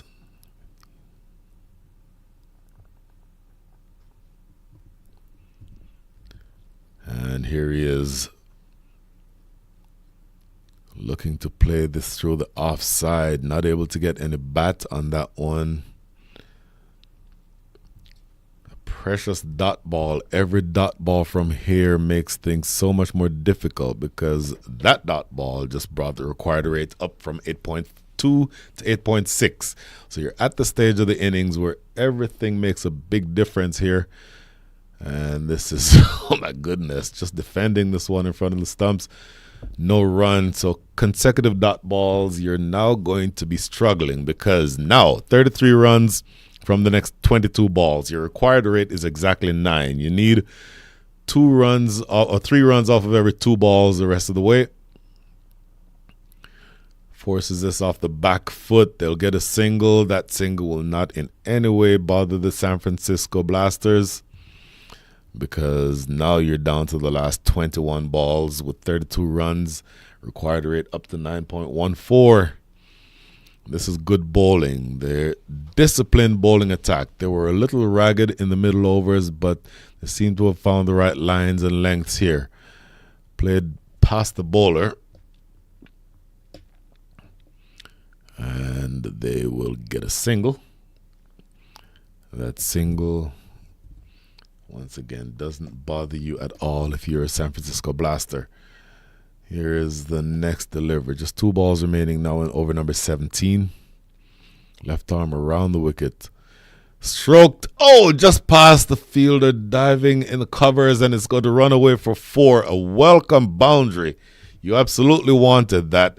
6 runs from the over already. What can you do from this last ball? 27 runs needed from the next 19 balls. That boundary makes a big difference. And I would think that you'd want this ball, if you are Ranveer Johal, to be much closer to the stumps. Gave him a lot of room outside the line of that off stump, and he was able to carve it away for 4. So, last ball coming up here. How productive can you be from this last delivery? You score 124 for 6 with 1 ball remaining. You're looking for another 27 runs, and you need them in 19 balls. So they're looking to strengthen that offside of field is what it looks like. So they're dropping a sweeper back on the offside. This is not a bad field if you're going to plan to bowl outside the line of off stump. And in fact, you've brought in everyone outside in the deep on the leg side. Okay, and now they've changed their minds and they're bringing square leg back onto the boundary. But there is a sweeper in the deep square on the offside. There is a man at deep extra cover. And then there are 1, 2, 3, 4 players inside the circle on the offside. So the offside line is what they're looking for. And this one is played down the ground. They'll get a couple of runs here. Throw is slightly wayward, and they'll get 2 runs without much fuss. So ultimately, it becomes a really good over. The last 4 balls in that over concede 6 runs, make that 8 runs. So from where you are now, 25 runs is all you have left to get in the next 18 balls, and you get the sense that we're looking at a photo finish. End of 17, 126 for 6.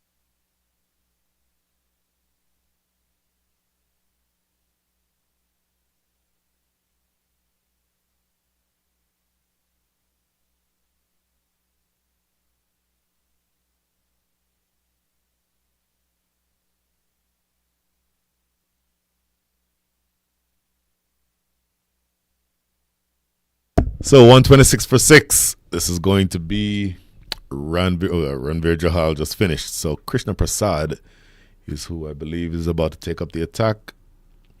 No, Krishna Prasad is done. My apologies. So let's see exactly who this is going to be. Ankur Makhija. Very full. Played into the offside. They'll steal a single. That's all they'll get. So Ankur Makhija is into his 3rd over. And it's interesting that you're closing out here with spinners, because you would think that the spinners would be easier to score off of at this stage of the innings, but the bowling for the San Francisco Blasters has been very good. And so a couple of singles to start over number 18 here. So you're down to the last 16. You need 23 runs. 23 runs in 16 balls is not difficult, but it's a lot more difficult when you only have 4 wickets in hand. Pushes this one through, doesn't get anywhere near where the contact was that he was looking for, but he'll end up with 2 runs as it trickles the short fine leg. Couple of runs, so now you need 21 from 15. I said earlier that I sensed a photo finish was coming up, and I'm still getting that sense right now. I don't know what the rules are. I don't know that you go to super over. It would be interesting if we were to have a super over here, but we're not there yet. Very full, played into the mid-wicket area. Do they want 2 more runs here? No, they just settle for 1. And 2 balls remaining. 14 balls remaining in the innings. 2 balls remaining over number 18. 20 runs needed. 20 runs from 14 balls. Here's the penultimate ball of the over. Oh, did he knock him over? No. Yes, he did. Went for the big hit, misses it, and has the stumps rearranged. And that is wicket number 7. We were slightly blinded from where we are here in the commentators area, so I couldn't exactly see what happened live. But when you see at the top of your screen that the stumps have been broken, and that is wicket number 7, a big one, because that means that is the end of a partnership that was worth 14 runs, was starting to build a little bit, but it is now up to the remainder of the batters. Junior Das and... In fact, Junior Das has been dismissed. It's going to be J.V. Vakil and Sushil Bhatt who are batting. And all of a sudden, things become that much more difficult. 13 balls remaining, and you need another 20 runs. And from a position of relative comfort a few overs ago, they're now struggling to get over the finish line, and as of this stage, with the required rate sneaking upward again, and with a new batter at the crease, it is going to become that much more difficult. Here's the last ball. I would suspect that you would want, if you were J.V. Vakil, to allow an even number of runs here. So you'd take a dot. You'd prefer a 2, a 4, or a 6, but you, J.V. Vakil, need to be on strike to start the penultimate over of the innings. So here is that last ball of the over. And he knocked him over. That was the dot ball. And when he comes on again, Ankor Makhija will be on a hat trick. So 2 and 2, 2 consecutive deliveries where the stumps are knocked back. 5 runs come from over number 18. I assume that Ankor Makhija, will bowl over number 20, and when he does, he will be on a hat trick. If the game goes that far, because now you are 8 wickets down. 8 wickets down, and all of a sudden, J.V. Vakil is going to be on strike. You get the sense that he is the one who is standing between the San Francisco Blasters and victory here. And you saw him bowl earlier, did very well, but now he's going to be asked to do it with the bat. Oh, so new batter coming in is going to be Shafiq Khan. J.V. Vakil, is it all on your shoulders? I suspect that it is. And now into over number 19. 20 runs needed from the next 10. Make that the next 12 balls. So your required rate is exactly 10. You need 10 and over the rest of the way. What happens here? What can J.V. Vakil get done? Of course, very experienced. You've seen him do this for a very long time, but he's now going to be asked to manufacture a lot of runs in a very short period of time. So the batters are Shafiq Khan, who's at the non-striker's end. And now J.V. Vakil on strike. And you're now going to have Rana Johal to continue. Left arm around the wicket. Oh, look for the big hit. Lost his bat. He'll end up at the non-striker's end with no bat in hand. They'll get a single here. In fact, that single is a bye, so it does not come off of anything. Just getting away from the keeper, and they end up with a bye. But 19 runs remaining from the next 11 balls. Oh, this match is coming down to the wire. A lot closer than the first match this morning. But as of this stage, you would think you'd give the nod to the San Francisco Blasters. They've been made to work hard for this one, but I think ultimately they walk home with it. But you now have Shafiq Khan, brand new to the wicket, and a relatively straightforward field. Long on, make that long off is in position. Oh, big swipe and really gets nowhere near it. 19 needed from the next 10. Required rate, shooting upward, 11.4. You need almost 2 runs off of every ball at this stage. And Shafiq Khan, ready again. Similar attempted shot, similar result. Dot ball. So now you've put yourself in the position where you need something to happen. Essentially, you've gotten to the stage where with 19 runs remaining, you only have another 9 balls to play with.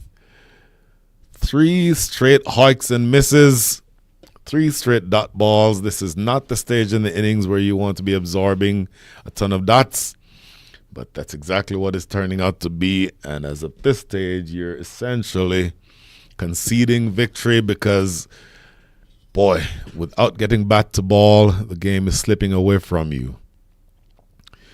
4 straight dot balls. What can you do from this last ball? Maybe from here you absorb this dot ball, because it does mean that JV Vakil will be on strike to start the 20th over. And regardless of what happens on this last ball, it is going to be up to JV Vakil the rest of the way. Last delivery.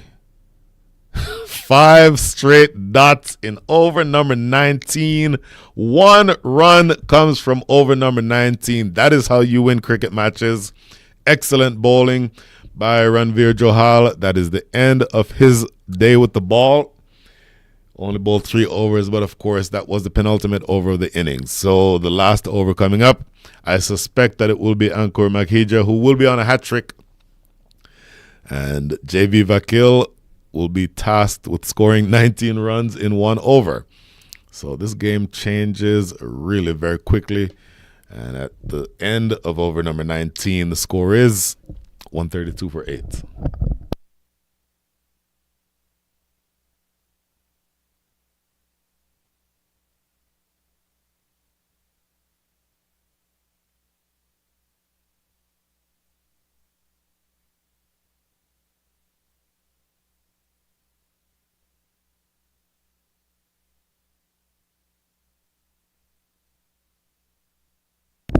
So here we go.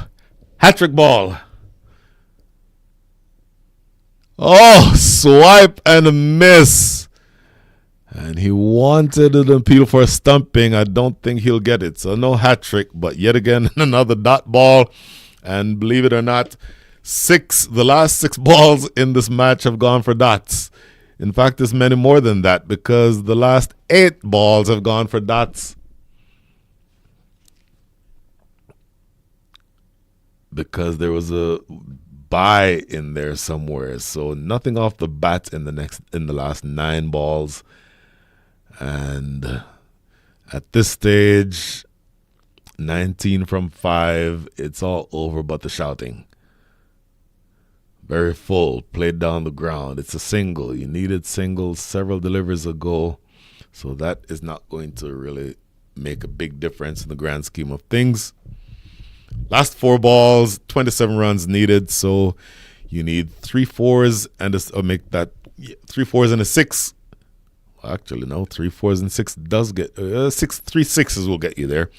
3 4s gets you to 12, and a 6 gets you to 18. So 3 4s and a 6 certainly would help you, but from where you are now, bat needs to get the ball,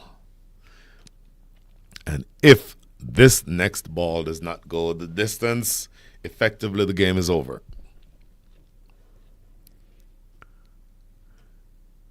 Tried to make it go the distance, completely misses, and yet another dot, and there you go. The only way for them to win this game now is to hit 3 consecutive sixes, and I don't know that you've seen any evidence that that can happen. So all that you need to do now, if you're Nkuru Makija, is keep your front foot behind the popping crease, and this game is yours. This is going to be a dot, and again, without the use of or without any extras as of this stage, this game is over. So the San Francisco Blasters had some nervous moments there, but they will take victory in this match, provided that there are no more extras. Floats this through the air. Stumping being attempted. Boy, they absolutely have gone into neutral here. The Georgia Titans, absolutely no runs scored of any kind in a very long time. Over number 17, they scored 8 runs, but over number 18, 5 runs and 2 wickets. Over 19, 1 run, and it was a wide. And over number 20, 1 run so far, and that becomes the end of the match. What an anticlimactic end to a match that was developing a certain amount of intrigue, but it ends up that the San Francisco Blasters take victory by the margin of 17 runs. So, quick look at the full scorecard. Devin Haricha, 6 from 12. Hemant Patel, 28 from 21. Anand Patel, 28 from 21 also. Nikunj Patel, 16 from 16. Faisal Akhtar, 14 from 10. Tyrone Bakru, 16 from 11. JV Vakil, 11 from 11. Kalpesh Das, Junior Das, 9 from 8. Sushil Bhatt only faced 1 ball. And Shafiq Khan was not able to get off the mark from the 9 balls that he faced. So, run rate of 6.65. Unfortunately, today was not going to be good enough for you. Bowlers, I thought generally bowled very well. Rudolph Hines was the attack dog. 4 overs, 1 for 27. Babir Singh Sodhi, 2 overs, none for 18. Amit Sharma, 3 overs, none for 25. And then the spinners, Krishna Prasad, 4 overs, 3 for 26. Ankur Makija, 4 overs, 2 for 21. And Ranveer Johal, 3 overs, 1 for 14. Those were your chief destroyers. And once again, a victory for the San Francisco Blasters by the margin of 17 runs. So, very long way of saying this match threatened for a while to be very, very entertaining, but the San Francisco Blasters eventually take victory. So that concludes our coverage for the day from right here in the Moosa Cricket Stadium. Join us tomorrow, because tomorrow you will have a couple of matches. The first one is going to be the first-ranked team in Group A versus the second-ranked team in Group B. Then the second match on the alternate field is going to be the first-ranked team in Group B versus second in Group A. And then you do 3 and 4 in the same order in the evening match. Don't have all of those teams yet, but let's just say that there will be a full day of cricket with all to play for the finals on a Sunday. So that is the end of our coverage for the day from right here at the Moosa Cricket Stadium in Pearland, Texas. Signing off for the day. It's been a pleasure being with you. We'll see you tomorrow.